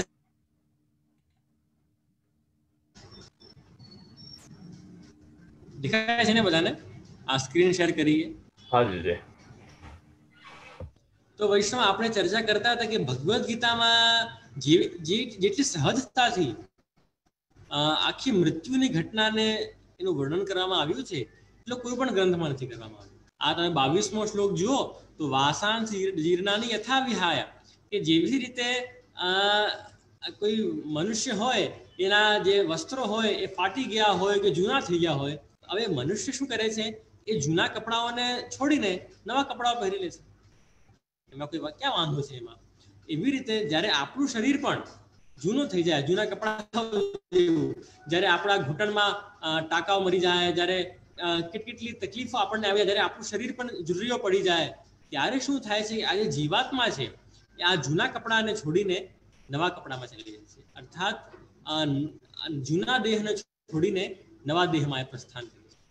કેટલી સહજતાથી તમે જો કે વાસાંશ જીર્ણાની યથા વિહાય, જેવી રીતે મનુષ્ય જૂના કપડાઓનો ત્યાગ કરીને નવા કપડાઓ પહેરે છે, એવી રીતે આ જીવાત્મા પણ જૂના શરીરોનો ત્યાગ કરીને નવા શરીરોને ગ્રહણ કરે. એટલે અર્જુન, તાત્પર્ય કૃષ્ણ ભગવાનનું કહેવાનું એ છે કે આ બધા તો અર્જુન મરવાના જ છે. દુર્યોધન થયા, ભીષ્મ પિતામહ થયા, એ બધાનું મેં મૃત્યુકાલ નિશ્ચિત કરી રાખ્યો છે. હવે તું મારશે તો મરશે, તું નહીં મારે તો બચી જશે, એ તારી ખોટી, તારું જે વિચાર છે એ તું કાઢી નાખ અને તું યુદ્ધ કર. કૃષ્ણ ભગવાનનું મુખ્ય તાત્પર્ય આ કહેવા પાછળનું આટલું જ છે. તો આવી રીતે થોડીક આપણે ચાલીશું, કારણ કે આપણને 72 શ્લોક સુધી જવું છે. તો જેટલા શ્લોકો આપણે ફટાફટ લઈ શકીએ અને જે મુખ્ય શ્લોકો હોય એના પર ચર્ચા કરતા આપણે બધા ચાલીશું. તો આ પ્રમાણે આપણે જોયું. અને હવે આગળના શ્લોકમાં પ્રભુ આજ્ઞા કરે છે કે આ શ્લોક, હા, જે 22મો શ્લોક હતો, હવે આ આવ્યો 23મો શ્લોક. તમે આ શ્લોક જોશો તો નૈનમ છંદંતિ શસ્ત્રાણી નૈનમ દહતિ પાવકઃ ચૈનમ ક્લેદયન્ત્યાપો ન શોષયતિ મારુતઃ. કે આ જે જીવાત્મા છે, આ જે આપણું જે ઓરિજિનલી આપણે છીએ, આધ્યાત્મ શું છે વૈષ્ણવો, એ સુપર કોન્શિયસનેસ મનુષ્યમાં ઉત્પન્ન કરે છે. કે એ સુપર કોન્શિયસનેસ, કે આપણે કોન્શિયસ થઈએ, આપણે સજાગ થઈએ કે આપણે છીએ કોણ.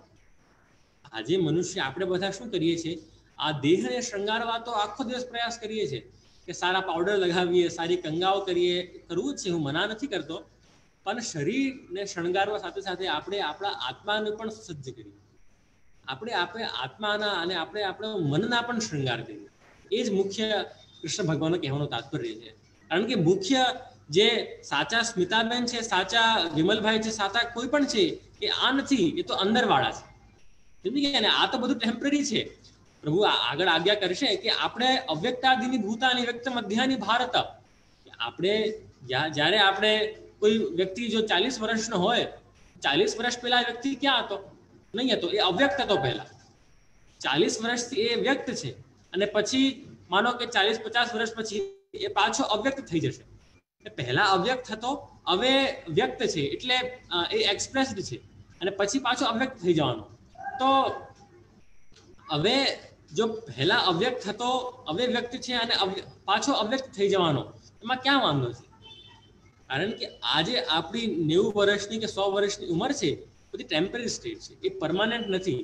આપણી જે સાચી સ્થિતિ છે એ તો પ્રભુ પાસે છે.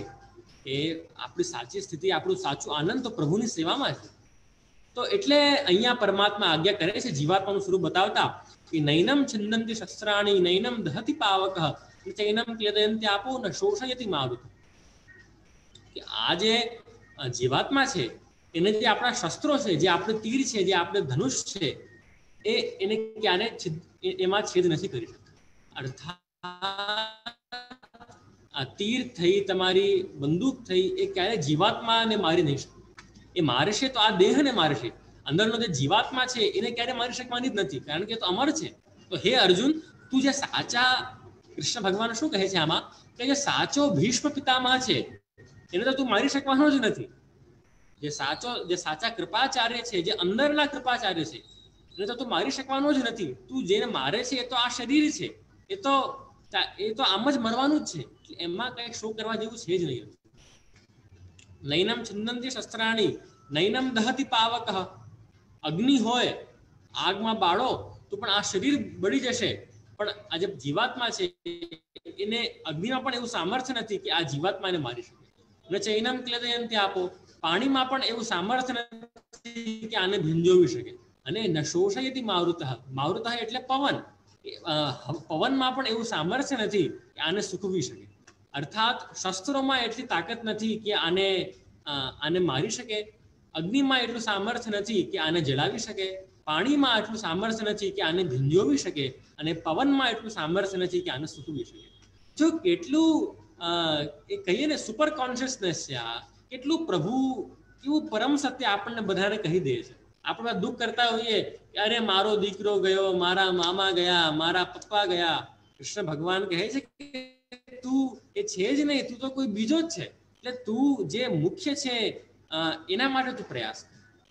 શાસ્ત્રોમાં, ઉપનિષદોમાં જીવના ઉદ્ગમ માટે ચર્ચા, થોડુંક આ બધાને થોડુંક કઠિન લાગશે, પણ આ બધા ધ્યાનથી સમજજો તો બહુ આનંદ આવશે આપ બધાને. અગ્નિર યથા વિસ્ફુલિંગઃ વિચરન્તિ તથા જીવોદ્ગમઃ સ્ફુટઃ. ઉપનિષદો કહે છે કે અગ્નિ હોય, વિશાળ અગ્નિ, એમાંથી તણખલાઓ કેવી રીતે નીકળે? તણખલા બધા સમજી ગયા, તણખલા ઉડે અગ્નિમાંથી, એવી રીતે એ પરમાત્મામાંથી જીવાત્મા નીકળ્યો છે. અગ્નિર યથા વિસ્ફુલિંગઃ વિચરન્તિ જીવોદ્ગમ હશે. હવે શું થાય કે જો એ તણો એ બુઝાઈ જાય, એનો નાશ થઈ જાય તણખલા. હવે શું છે કે જો એ તણખલાને જીવિત રાખવો હોય, એને આનંદમય રાખવો હોય, તો સતત અગ્નિનો એને સ્પર્શ જોઈએ. હવે અગ્નિ શું છે? આનંદ રૂપ છે. આનંદ એટલે જ્યાર સુધી આપણામાં આનંદ આવતું રહેશે ને ત્યાર સુધી આપણે જીવિત રહીશું. એટલે એ આનંદ આનંદ નહીં,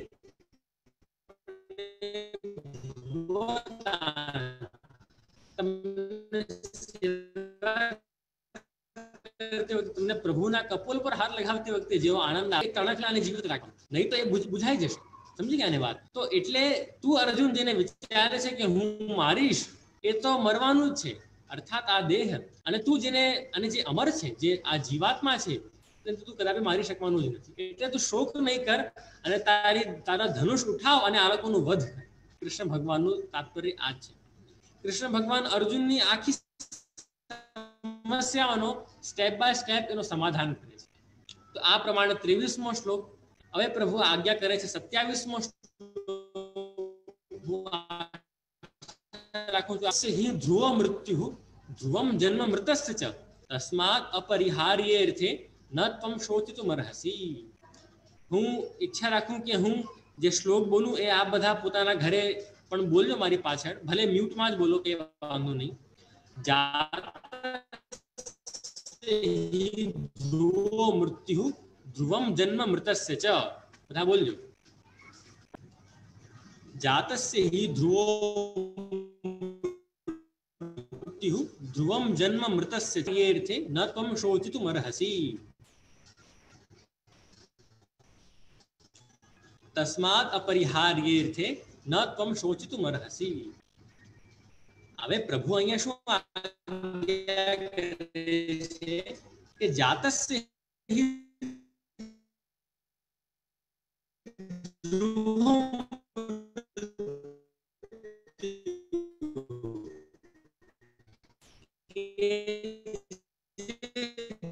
જન્મ્યો છે એની મૃત્યુ નિશ્ચિત છે, અને જે મરી ગયું છે એનું ફરી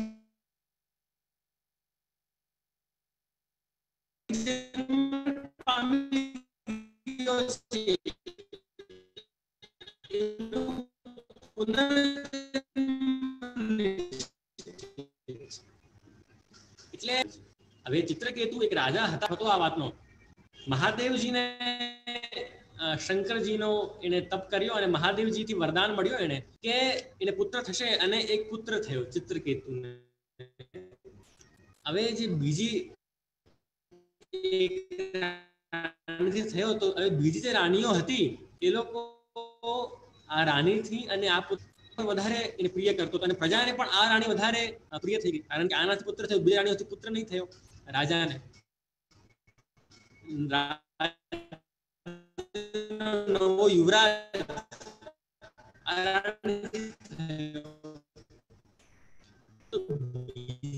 બધી જે રાણીઓ હતી એમણે શું કર્યું તો આટલા વર્ષો પછી મહાદેવજીની કૃપાથી એને જહેર અપાવ્યું અને એ છોકરો મરી ગયો. હવે રાજા તો વૈષ્ણવ એટલો પશ્ચાતાપ કરે, એકદમ શોક સંવિગ્ન માન્યો થઈ ગયો. ચારે બાજુ ફરે, શું કરું કઈ સમજ નથી પડતી, શું કરું. અને પછી સંત મહાત્માઓ એની પાસે આવ્યા, એ રાજા પાસે આવ્યા, અને રાજાએ એ લોકોને બધી વ્યથા કીધી કે મારો એક ને એક પુત્ર હતો,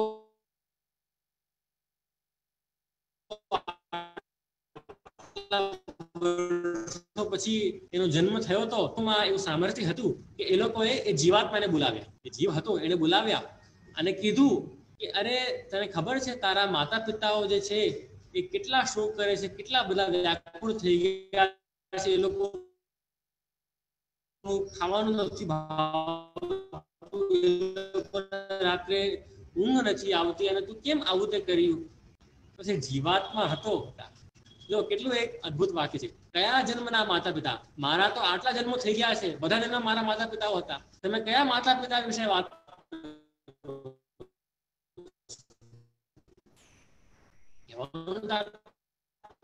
વૈષ્ણવ શું છે કે જે જન્મ્યું છે એનું મરણ થવાનું છે, અને જે મર્યું છે તસ્માત અપરિહાર્ય અર્થે, એટલે એવી જે વસ્તુ કે જેને તમે ટાળી નહીં શકો. અમુક વસ્તુઓ વૈષ્ણવ એવી હોય કે જેને તમે ટાળી શકો કે ચાલો આ વસ્તુ આજે નથી કરવી અને આપણે કાલે કરી એ પરિહાર્ય છે. આજે નહીં તો કાલે. પણ તો એ અપરિહાર્ય જે વસ્તુ છે કે જેને તમે ટાળી જ નહીં શકો, એમાં ન તમ શોચિતું મરહસી, એમાં શોક કરવા જેવું છે જ નહીં. કારણ કે એ આત્મા છે જ નહીં, એ ટળવાની જ નહીં. જો કહી શકાય પણ મૃત્યુને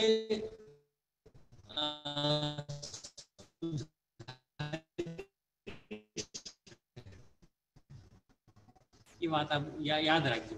આપણે એ ડિસાઈડ નહીં કરી શકીએ કે વ્યક્તિ ક્યારે મરશે અને કઈ રીતે મરશે, પણ કેવી. એટલે વૈષ્ણવ આ બધાને કહીશ કે જીવન ખૂબ આનંદથી જીવો, લીવ લાઈફ ધ ફુલેસ્ટ એમ કહેવાય ને, ખૂબ આનંદથી જીવો. કારણ કે ખબર નથી ક્યારે મૃત્યુ આવી જાય. મહાભારત હતી, કોણ જાણે છે કોને મૃત્યુકાલ ગ્રસિત કરી જાય, કોને ખબર છે? કોઈને ખબર નથી. શંકરાચાર્યજીનું આપ બધાએ નામ સાંભળ્યું હશે. એમણે ભજ ગોવિંદમ નામનો એક સ્તોત્ર લખ્યો. એમાં એમણે એક બહુ સુંદર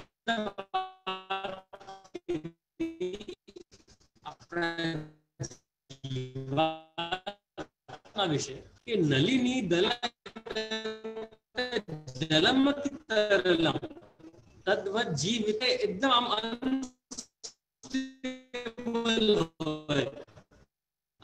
ક્યારે પણ આ બાજુ પણ પડી શકે, આ બૂંદની જેમ આપણું જીવ પણ અતિશય ચપલ છે. કોણ જાણે કે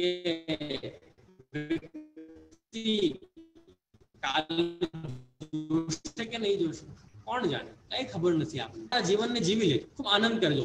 આ જે આપણી ઇન્દ્રિયો છે એનાથી પ્રભુનો એટલો પ્રભુનું સ્પર્શ કરો, આપણા આંખોથી પ્રભુના દર્શન કરો, હાથથી પ્રભુનો સ્પર્શ કરો.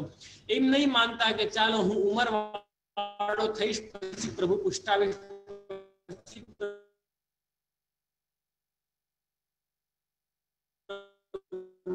સેવા કરીશ નહીં. સેવાનો પ્રભુનો તમારો વિચાર આવ્યો છે તો પ્રભુ પધરાવો, આજે જ સેવા કરો. તમને વિચાર આવે કે ચાલો હું સત્સંગ કરીશ, મોટો થઈશ આજથી 20 વર્ષ પછી, પણ જેમ મેં પહેલા કીધું જાણે મૃત્યુકાલ આપણી પાસે આવી જાય. જે કરવું છે આજે સત્સંગનો આવ્યો તો આજે જ કરવું છે. જલમતિ તરલમ તદ્વત જીવિત, આપણને હંમેશા આ વસ્તુનો હંમેશા આજ પરમ કાય પણ મૃત્યુને સુધારી શકે. ભાગવત કે એકે તો પોતાની મૃત્યુ પ્રયાસ કરી. આ બધા જાણી જ ગયા છો. કોણ? કંસને ખબર પડી ગઈ હતી કે દેવકીનો 8મો ગર્ભ મારો મૃત્યુકાલ છે. હવે કંસ એને મારવા ગયો કે બધા ગામોમાં ગોકુલમાં બધા છોકરાઓને મરાવી દીધા ને એવું કંસ કર્યું. એટલે એને ખબર હતી કે મારો મૃત્યુકાલ આવી ગયો છે, છતાં એને ટાળવાના પ્રયાસ કર્યા કંસ. રાજા પરીક્ષિતે એ જ મૃત્યુકાલને સુધારી દીધું અને કયા લેવલ પર લઈ ગયા તમે જુઓ. તો એવી રીતે આજે એનામાં શોક કરવા જેવું કઈ છે જ. એટલે વૈષ્ણવ તમે જુઓ તો આપણા આચાર્યોએ મહાપ્રભુજી ગુસાઈજીએ આ મૃત્યુની ઘટનાને પણ એક ઉત્સવ તરીકે લીધી છે. તમને આશ્ચર્ય થશે પણ મૃત્યુના અમુક મહિનાઓ પછી આપણે ત્યાં વૈષ્ણવની માલા પહેરામણી થાય છે. કે એ ચાલો આપણને પ્રશ્ન આવે કે ચાલો મનુષ્ય મરી જાય છે, જીવ ગયો, પણ એ ગયો તો ગયો ક્યાં? એ પણ તો પ્રશ્ન છે. ગયો તો ગયો ક્યાં? તો ગયો તો પ્રભુના શરણે ગયો છે. એમાં ક્યાં વાંધો છે? પ્રભુની સેવામાં જ ગયો છે. એટલે આપણા ત્યાં એનો પણ ઉત્સવ કરવામાં આવે છે, માલા પહેરામણી. સૌરાષ્ટ્રમાં ઘણો ક્રમ છે આનો, કે અમુક એના વર્ષો અમુક એના મહિનાઓ થઈ જાય પછી સમાજમાં એક ઉત્સાહનો પર્વ થાય, કીર્તનીઓને બોલાવવામાં આવે અને ઉત્સાહ થાય, બધાને પ્રસાદ લેવડાવવામાં આવે, કારણ કે આ અપરિહાર્ય વસ્તુ છે. તમે ક્યાં સુધી શોક કરશો?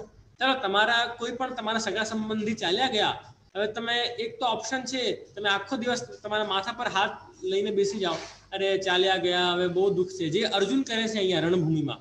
આ તો મારા માતા છે, આ તો મારા મામાઓ છે, મારા ગુરુઓ છે.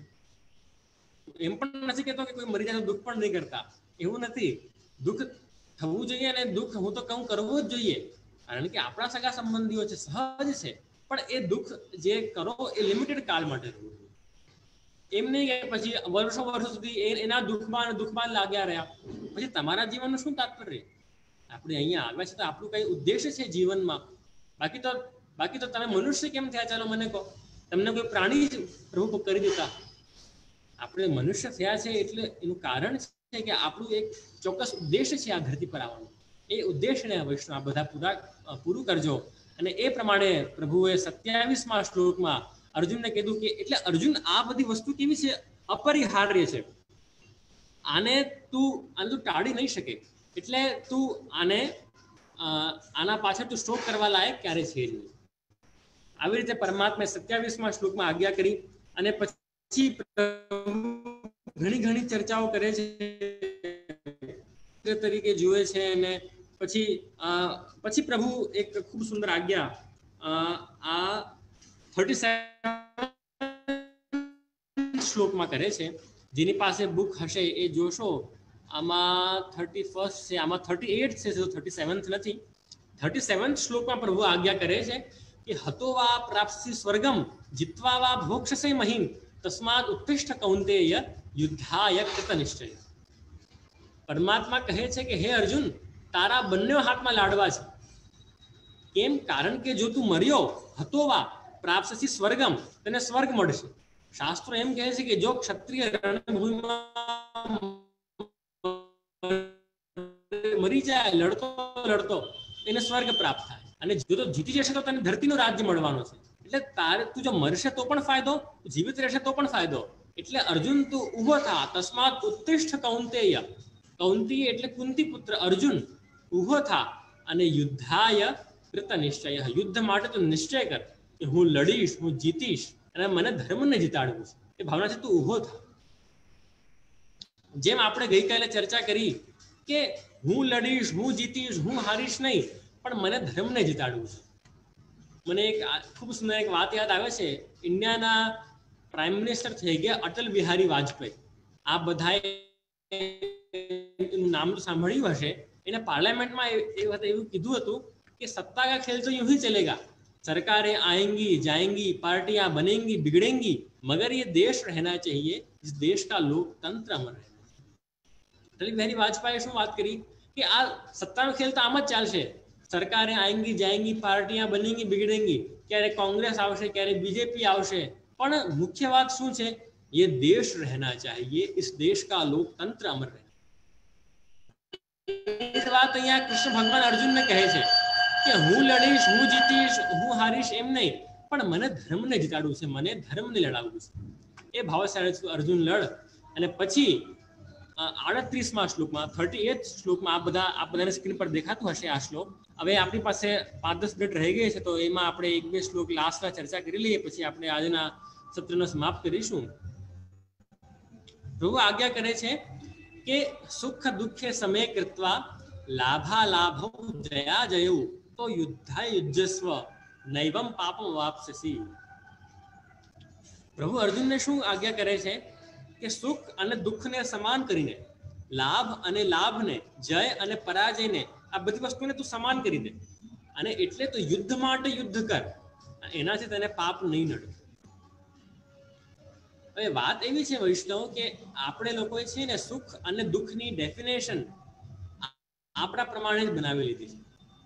હવે તમે જ કહો, કોઈ વ્યક્તિ કોઈ બીજા વ્યક્તિને સ્લેપ કરે, તમાચો મારે, હવે જે તમાચો મારે છે એ વ્યક્તિ માટે તો એ સુખ થયું, પણ જે તમાચો ખાય છે એના માટે એ દુઃખ થયું. હવે તમે જ કહો કે તમાચો મારવો સુખ થયું કે દુઃખ થયું? કાંઈ છે જ નહીં. સુખ અને દુઃખ જેવું કાંઈ નથી.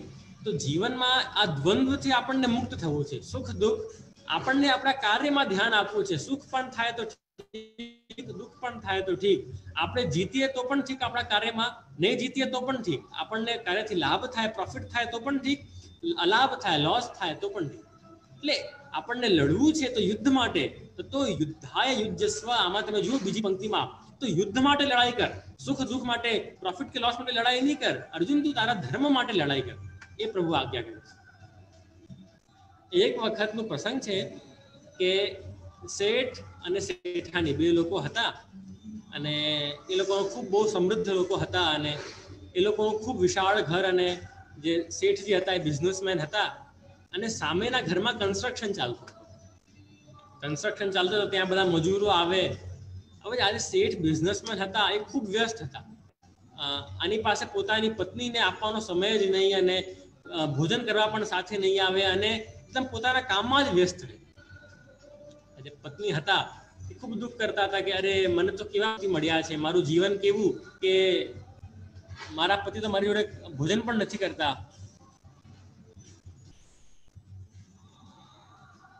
હેલો, બધાને અવાજ આવે છે ને? મારી કનેક્શન બરાબર આવે છે? હા જે સંભળાય. ઠીક. હા, તો એટલે એને શું થયું કે મારા પતિ તો જો કેવા કે મારી જોડે ભોજન પણ નથી કરતા, મારા ઉપર ધ્યાન પણ નથી આપતા, અને એ મજૂરોને જો કેટલા આનંદમાં છે, કોઈ ચિંતા નહીં, આરામથી કામ કરે છે. અને એવામાં શું થયું, એ મજૂર અને જે એની ઘરવાળી હતી, એ પેડની નીચે બપોરનો સમય થયો એટલે જમવા બેસ,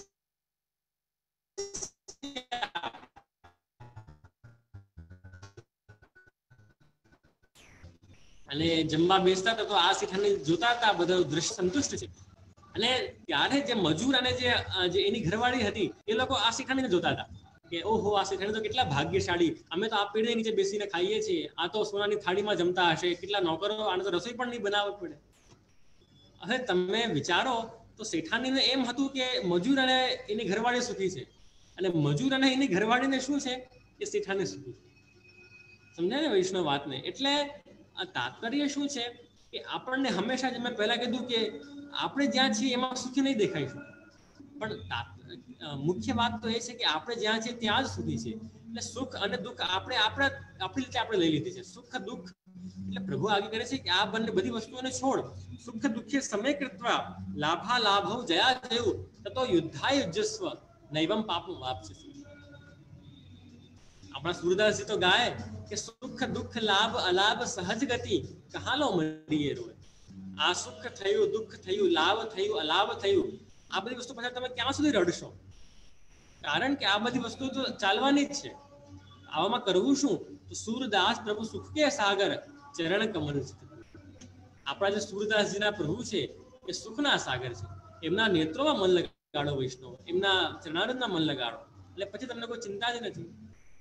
પ્રભુનું સ્વરૂપ કેટલું સુંદર વૈષ્ણવ. તમે વલ્લભાખ્યાન જુઓ, પ્રભુના નેત્ર વિશે આવે, કમલપત્ર શ્રી આંખ રડી તે જોઈ જોઈ ટાળ્યા દ્વંદ્વજી. પ્રભુના નેત્ર કમળના આકાર જેવા, પ્રભુની ચાલ મત્ત ગજગતિ મલપતા વાલા. શ્રી ગોકુલમાં આવે છે, છઠ્ઠો વલ્લભાખ્યાન કહે છે ગોપાલદાસજી. પ્રભુની ચાલ આમ મદમસ્ત હાથી હોય ને, એકદમ આમ આનંદમાં ફરતો હોય ને, એવા પ્રભુમાં મન લગાડો, એવાનો તાત્પર્ય છે. કારણ કે આ તમને સુખ થયું, તમને દુઃખ થયું, આપણી હાલત પણ એ શેઠાની જેવી જ છે.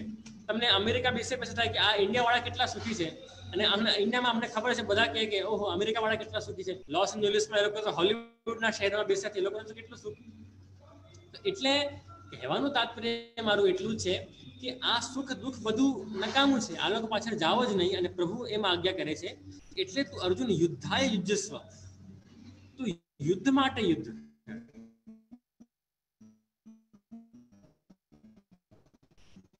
તને લડવું છે, તને ધર્મને જીતાડવું છે, એમ નહીં કે હું યુદ્ધ માટે યુદ્ધ કર. તો આ પ્રમાણે પ્રભુએ અર્જુનને ઉપદેશ આપ્યો. અને સુખ દુઃખ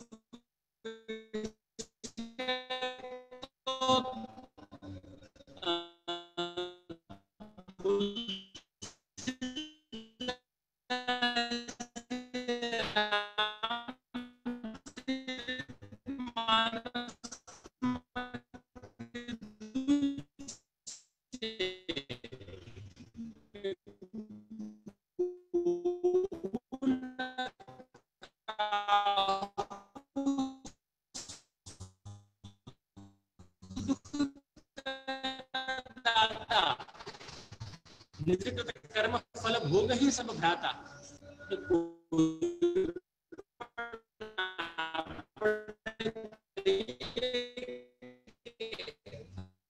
ફલાણા ભાઈએ મને દુઃખ આપ્યું, ફલાણા ભાઈએ મને સુખ આપ્યું, તો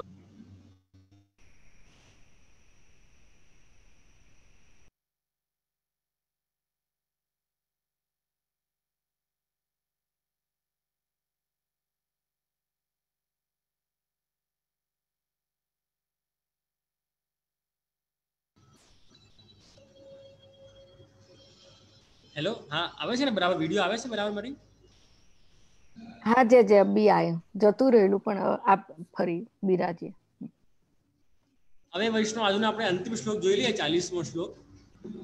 જો આમાં તમે સ્ક્રીન પર જોશો તમને દેખાશે કે નેહાભિક્રમ નાશોસ્તિ પ્રત્યવાયો ન વિદ્યતે સ્વલ્પમપ્યસ્ય ધર્મસ્ય ત્રાયતે મહતો ભયા. અર્થાત અહીંયા પ્રભુ કર્મયોગની વાત કરે છે. અર્થાત આને આપણે પુષ્ટિમાર્ગથી આ શ્લોકને સમજીશું કે જે આપણી સેવા છે, નેહાભિક્રમ નાશોસ્તિ પ્રત્યવાયો ન વિદ્યતે, કે આ સેવા તમે પ્રભુ આજ્ઞા કરે છે કે આ જે કર્મયોગ છે આપણે નાશ નથી થવાનો. અને આ કર્મયોગ એવો છે, તમારા કર્તવ્ય રૂપ આ એવું છે કે તમે થોડું પણ કરશો આ તમને મોટા મોટા ભય તમારી આ રક્ષા કરે. તો હવે વૈષ્ણવ આ તો આનું થયું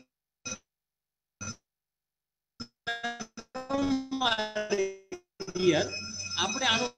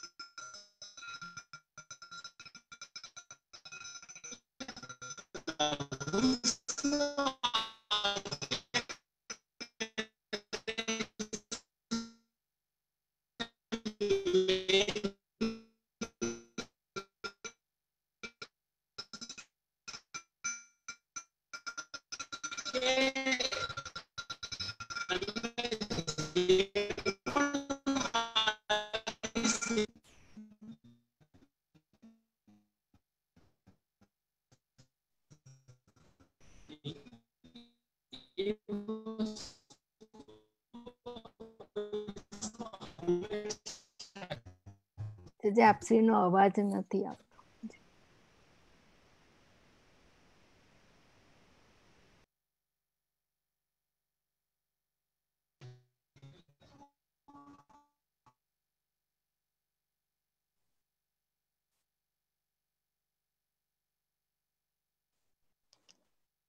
જે અવાજ એકદમ બંધ થઈ ગયો આપનો.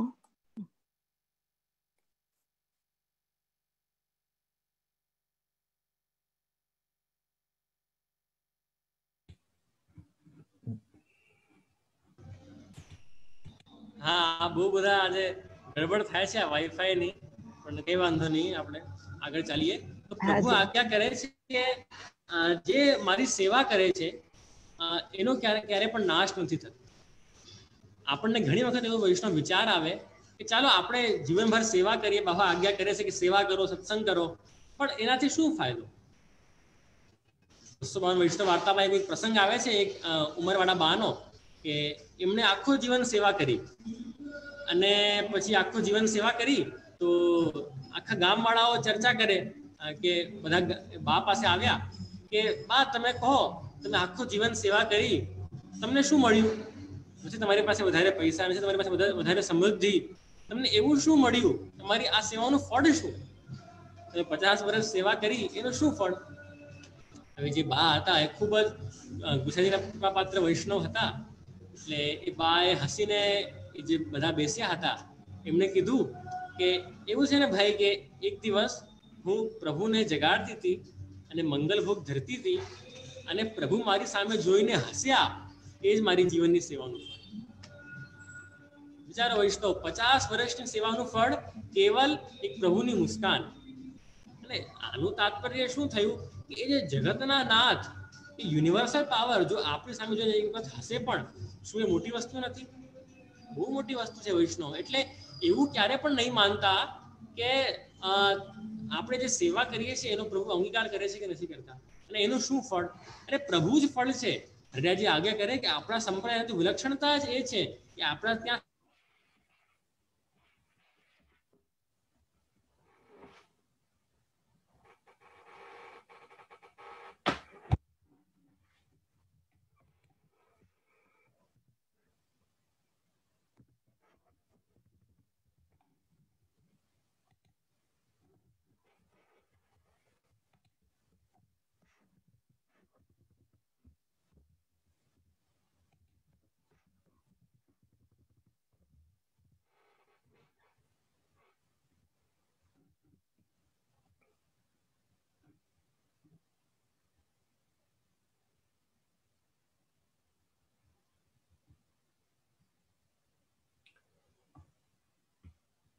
વૈષ્ણવો જેના ફોનનો સિગ્નલ લોસ થઈ ગયો છે હમણાં ફરીથી આવી જશે.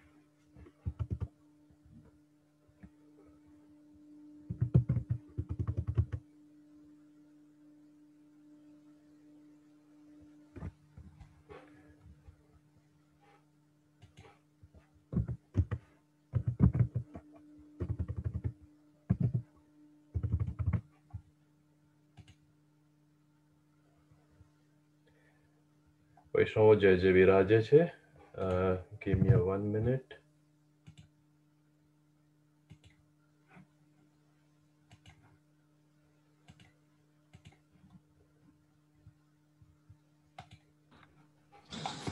હા બધાને આવે છે અવાજ? હા જે હા બહુ એ થાય છે, કઈ વાંધો નહીં. તો વૈષ્ણવ એ પ્રમાણે મેં તમને બધાને કીધું કે પ્રભુની સેવા એવી છે કે જેમ મેં બાનો પ્રસંગ સંભળાવ્યો કે પ્રભુ મારી સામે જોઈને ખાલી એક વખત હસ્યા એ જ મારી 50 વર્ષની સેવાનું ફળ છે. તો આવો વૈષ્ણવ જ્યારે ભાવ આપણામાં આવશે ત્યારે જ પ્રભુ આપણને અનુભવ જતાવશે. તો બસ વૈષ્ણવ આજ માટે આપણે 40 શ્લોક રાખીએ. આજે આપણે જાણ્યું કે જે અર્જુનને વિષાદ હતો, અર્જુનને દુઃખ થઈ ગયો હતો કે હવે કેવી રીતે આ લોકોનું વધ કરું હું, તો પ્રભુએ બતાવ્યું કે હે અર્જુન, તું જેને મારવાનો છે એ તો મરવાની જ છે, અર્થાત આ દેહ, અને જે અમર છે અર્થાત જે જીવાત્મા છે એને તો તું કદાચ મારી શકવાનું નથી. તો એ પ્રમાણે આપણે જોયું કે જેવી રીતે મનુષ્ય જૂના કપડાઓ ઉતારીને નવા કપડાઓ પહેરે છે, એવી રીતે આ જીવાત્મા પણ જૂના શરીરને છોડીને નવા શરીર ધારણ કરે છે. તો આને પછી આપણે જોયું કે તું મરશે તો પણ તને સ્વર્ગ મળશે, તું જીતશે તો પણ તને ધરતીનું રાજ્ય મળશે. એટલે તું લડ, તારી બંને હાથમાં લાડવા જ છે અર્જુન. એટલે તું આ કોઈ પ્રકારનો શોક નહીં કર, અને તું બસ અર્જુન યુદ્ધ કર. તો આ પ્રમાણે આપણે બધી ચર્ચાઓ કરી. તો હવે આપણે આજે 40 શ્લોક થયા અને આવતીકાલે આપણું આ સાંખ્યયોગ અધ્યાય, બીજો અધ્યાય એ સમાપ્ત થશે. તો બસ વૈષ્ણવ ત્યાં સુધી આપ બધા પણ ખૂબ આનંદ કરતા રહો, અને આશા રાખું છું કે આપ બધાને સમજ પડતી હશે. અને જો વૈષ્ણવ આ પ્રભુનો આનંદ, પ્રભુનો રસ એવો છે ને કે જેમ વેણુગીતમાં વર્ણન મળે છે કે જ્યારે પ્રભુએ વેણુનાદ કર્યો ત્યારે શું થયું કે ગાવશ્ચ કૃષ્ણ મુખ નિર્ગત વેણુ ગીત પિયુષ મુક્ત ભીત કરણ પુટહી પિબંત્ય. કે પ્રભુએ જ્યારે વેણુનાદ કર્યો ત્યારે ગાયોએ પોતાના કાનોને ઉપર કર્યા અને કાનરૂપી દળિયાઓથી એ રસનું ગ્રહણ કર્યું. હવે આમાં તમે જુઓ તો કેમ કાનરૂપી દળિયાથી કીધું, કેમ કાનરૂપી વાસણ પણ કહી શકતા હતા, કટોરી પણ કહી શકતા હતા. તો આના આચાર્યો એમ અર્થ કરે કે જેવી રીતે એક દળિયો હોય, દળિયામાં શું હોય કે તમે જે રસ પધરાવો ને એના પછી એ દળિયો નકામો થઈ. તમારા વાસણમાં તો શું હોય સ્ટીલના કે એલ્યુમિનિયમના, કે તમે એમાં દાલ તમે ફોર એક્ઝામ્પલ તમે પીધી, પછી તમે એને ધોઈ કાઢો, પછી તમે એમાં કઢી પી લો. પણ આ દળિયો તો કેવો છે કે એક વખત તમે એનો ઉપભોગ કર્યો પછી એને ફેંકી દેવું. તો એવી રીતે આ ભગવદ રસ પણ કેવું છે, એક વખત આનું ગ્રહણ કર્યું ને પછી મનુષ્ય બીજી લૌકિક વસ્તુઓ માટે નકામો થઈ જાય. પછી એ એવો પરમ શાંતિમાં અને એવો પરમ આનંદમાં થઈ જાય કે ન પૂછો વાત. બસ વૈષ્ણવ એવા જ આનંદમાં આપણે બધાને જવું છે અને ખૂબ જીવનને શાંતિમય અને ખૂબ આનંદમય બનાવવું છે. એ જ કહીને હું મારા આજના વક્તવ્યને અહીં જ વિરામ આપીશ. ઇતિ શુભ.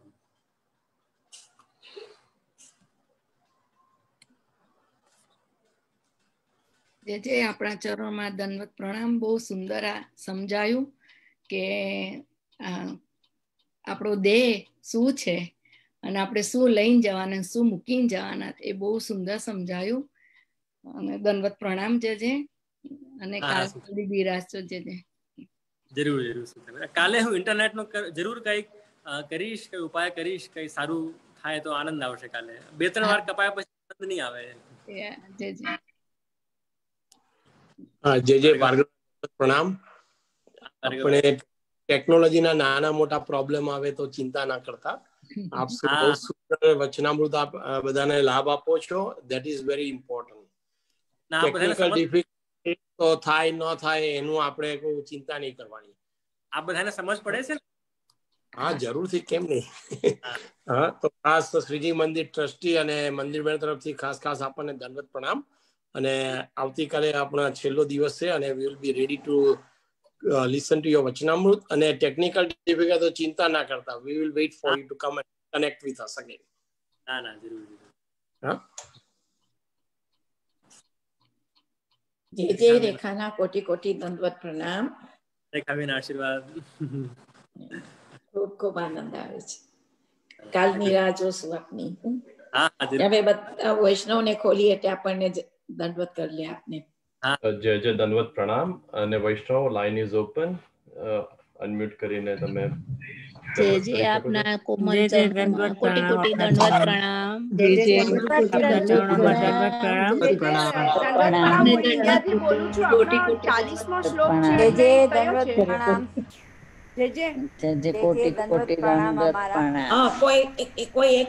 એક મિનિટ જે અનમ્યુટ કરશો તમે. જે આપશ્રી અનમ્યુટ કરશો. કોઈ વૈષ્ણવનો ક્વેશ્ચન છે. ક્વેશ્ચન એ છે કે 40મો શ્લોક કયો છે એના માટે પૂછે છે. એવું છે કે નેહાભિક્રમ નાશોસ્તિ પ્રત્યક્ષ વિદ્યતે, કે અભિક્રમ કરવું એટલે એક કર્મનો આરંભ કરવો, અને પ્રત્યવાહ એટલે સંસ્કૃતમાં વિઘ્ન. પ્રભુ એમ આગળ કહે છે કે તમે એક પ્રભુની સેવા શરૂ કરો, પછી એમાં વિઘ્ન જે આવશે પ્રભુ પોતે જ સંભાળી લેશે, એમ પ્રભુની આજ્ઞા છે. અને એટલે આ શ્લોક પ્રભુની સેવા માટે છે. આપણે જે પુષ્યમાર્ગી સેવા કરીએ છીએ એના માટે આ શ્લોક છે. અને પછી પ્રભુ આગળ કરે છે કે આ જો કર્મ થોડું પણ કરવામાં આવે તો મોટા મોટા ભયોથી આ કર્મ આપણને બચાવે છે. આનું સિમ્પલ અર્થ થયું. એમાં જે મેં આપને બધાને એ વાર્તા કીધી 252 વૈષ્ણવ વાર્તા વાળી, કે એક ડોસીબાને હતું કે શું મારી સેવા ફલિત થાય છે કે નહીં, પ્રભુ અંગીકાર કરે છે કે નહીં. તો એવો આ શ્લોક થયો. સમજુ છું કે આપનો ડાઉટ ક્લિયર થયો હશે. તો જેનો પણ હોય એ કહે કે ના. જે હું ઇન્ડિયાથી જ બોલું છું, બોમ્બે થી બોલું છું. હા, મેં હમણાં વાંચવાનું પણ ચાલુ કર્યું છે ને. તો હું આપણે ઇન્ડિયામાં તો સવાર હોય જ ને, એટલે જરાક સેવા કરતા અને સામગ્રી કરતા જ સાંભળું છું. એટલે જરાક થોડુંક મારું પણ ઓલું થયું જ ને, વચ્ચે વચ્ચે આપનો પણ અવાજ વયો જતો હતો ને, એટલે ધ્યાન નતું. તો મેં કીધું આજે વાંચી લઉં. તો આપનું ક્યાં સુધી આવ્યું છે? 40th શ્લોક સુધી આવ્યું છે. 40th શ્લોક સુધી આવ્યું છે ને. કાલે 41 વ્યવસાયાત્મિકા બુદ્ધિથી કાલે શરૂ થશે. એટલે પેલા અધ્યાય નો જ ને? ના, બીજો અધ્યાય છે. પહેલો અધ્યાય તો ગઈકાલે. હા, ઓકે. હા, જય દંડવત પ્રણામ. Okay, Vaishnav, line is open. Jay is available for 1 more minute. દંડવત પ્રણામ જય દંડવત પ્રણામ. કોટી કોટી દંડવત પ્રણામ જય દંડવત પ્રણામ. મારા બહુ આનંદ આવે છે. જય આવે છે. દંડવત પ્રણામ. ખૂબ સુંદર પ્રવચન કરો છો.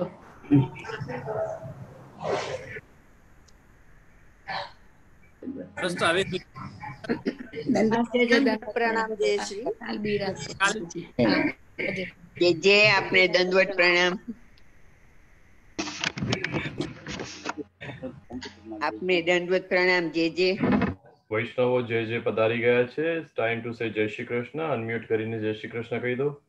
બધા કૃષ્ણ આપને બધાને વૈષ્ણવને મારા જય શ્રી કૃષ્ણ. બધા વૈષ્ણવને જય શ્રી કૃષ્ણ. શ્રી કૃષ્ણ સર્વે વૈષ્ણવને. જય શ્રી કૃષ્ણ સર્વે જય શ્રી કૃષ્ણ. કૃષ્ણ ઇન્દુબેન, જય શ્રી કૃષ્ણ ઉર્મિલાબેન, મીતાબેન, રેખાબેન, પુષ્પાબેન, સર્વે વૈષ્ણવને જય શ્રી કૃષ્ણ. બધાને કાલે મળશું. કૃષ્ણ. જય શ્રી કૃષ્ણ. જય શ્રી કૃષ્ણ. મીતાબેન જય શ્રી કૃષ્ણ. મીતાબેન જય શ્રી કૃષ્ણ. રેખાબેન અને બધા વૈષ્ણવોને જય શ્રી કૃષ્ણ. જય શ્રી કૃષ્ણ. જય શ્રી કૃષ્ણ. જય શ્રી કૃષ્ણ. જય શ્રી કૃષ્ણ. જય શ્રી કૃષ્ણ.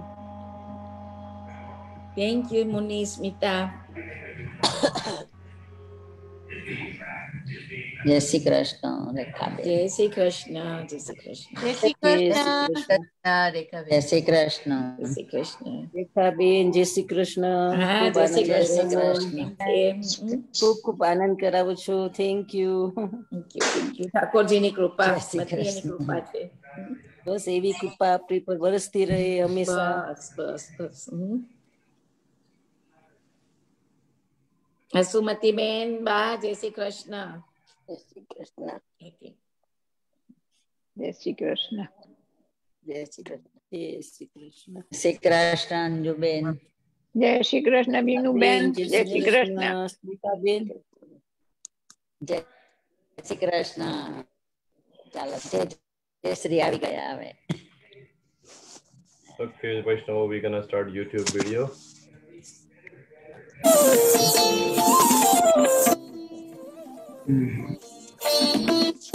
રાજન આ નવ યોગેશ્વરો આવ્યા છે અને વંદન કરીને રાજા બોલ્યા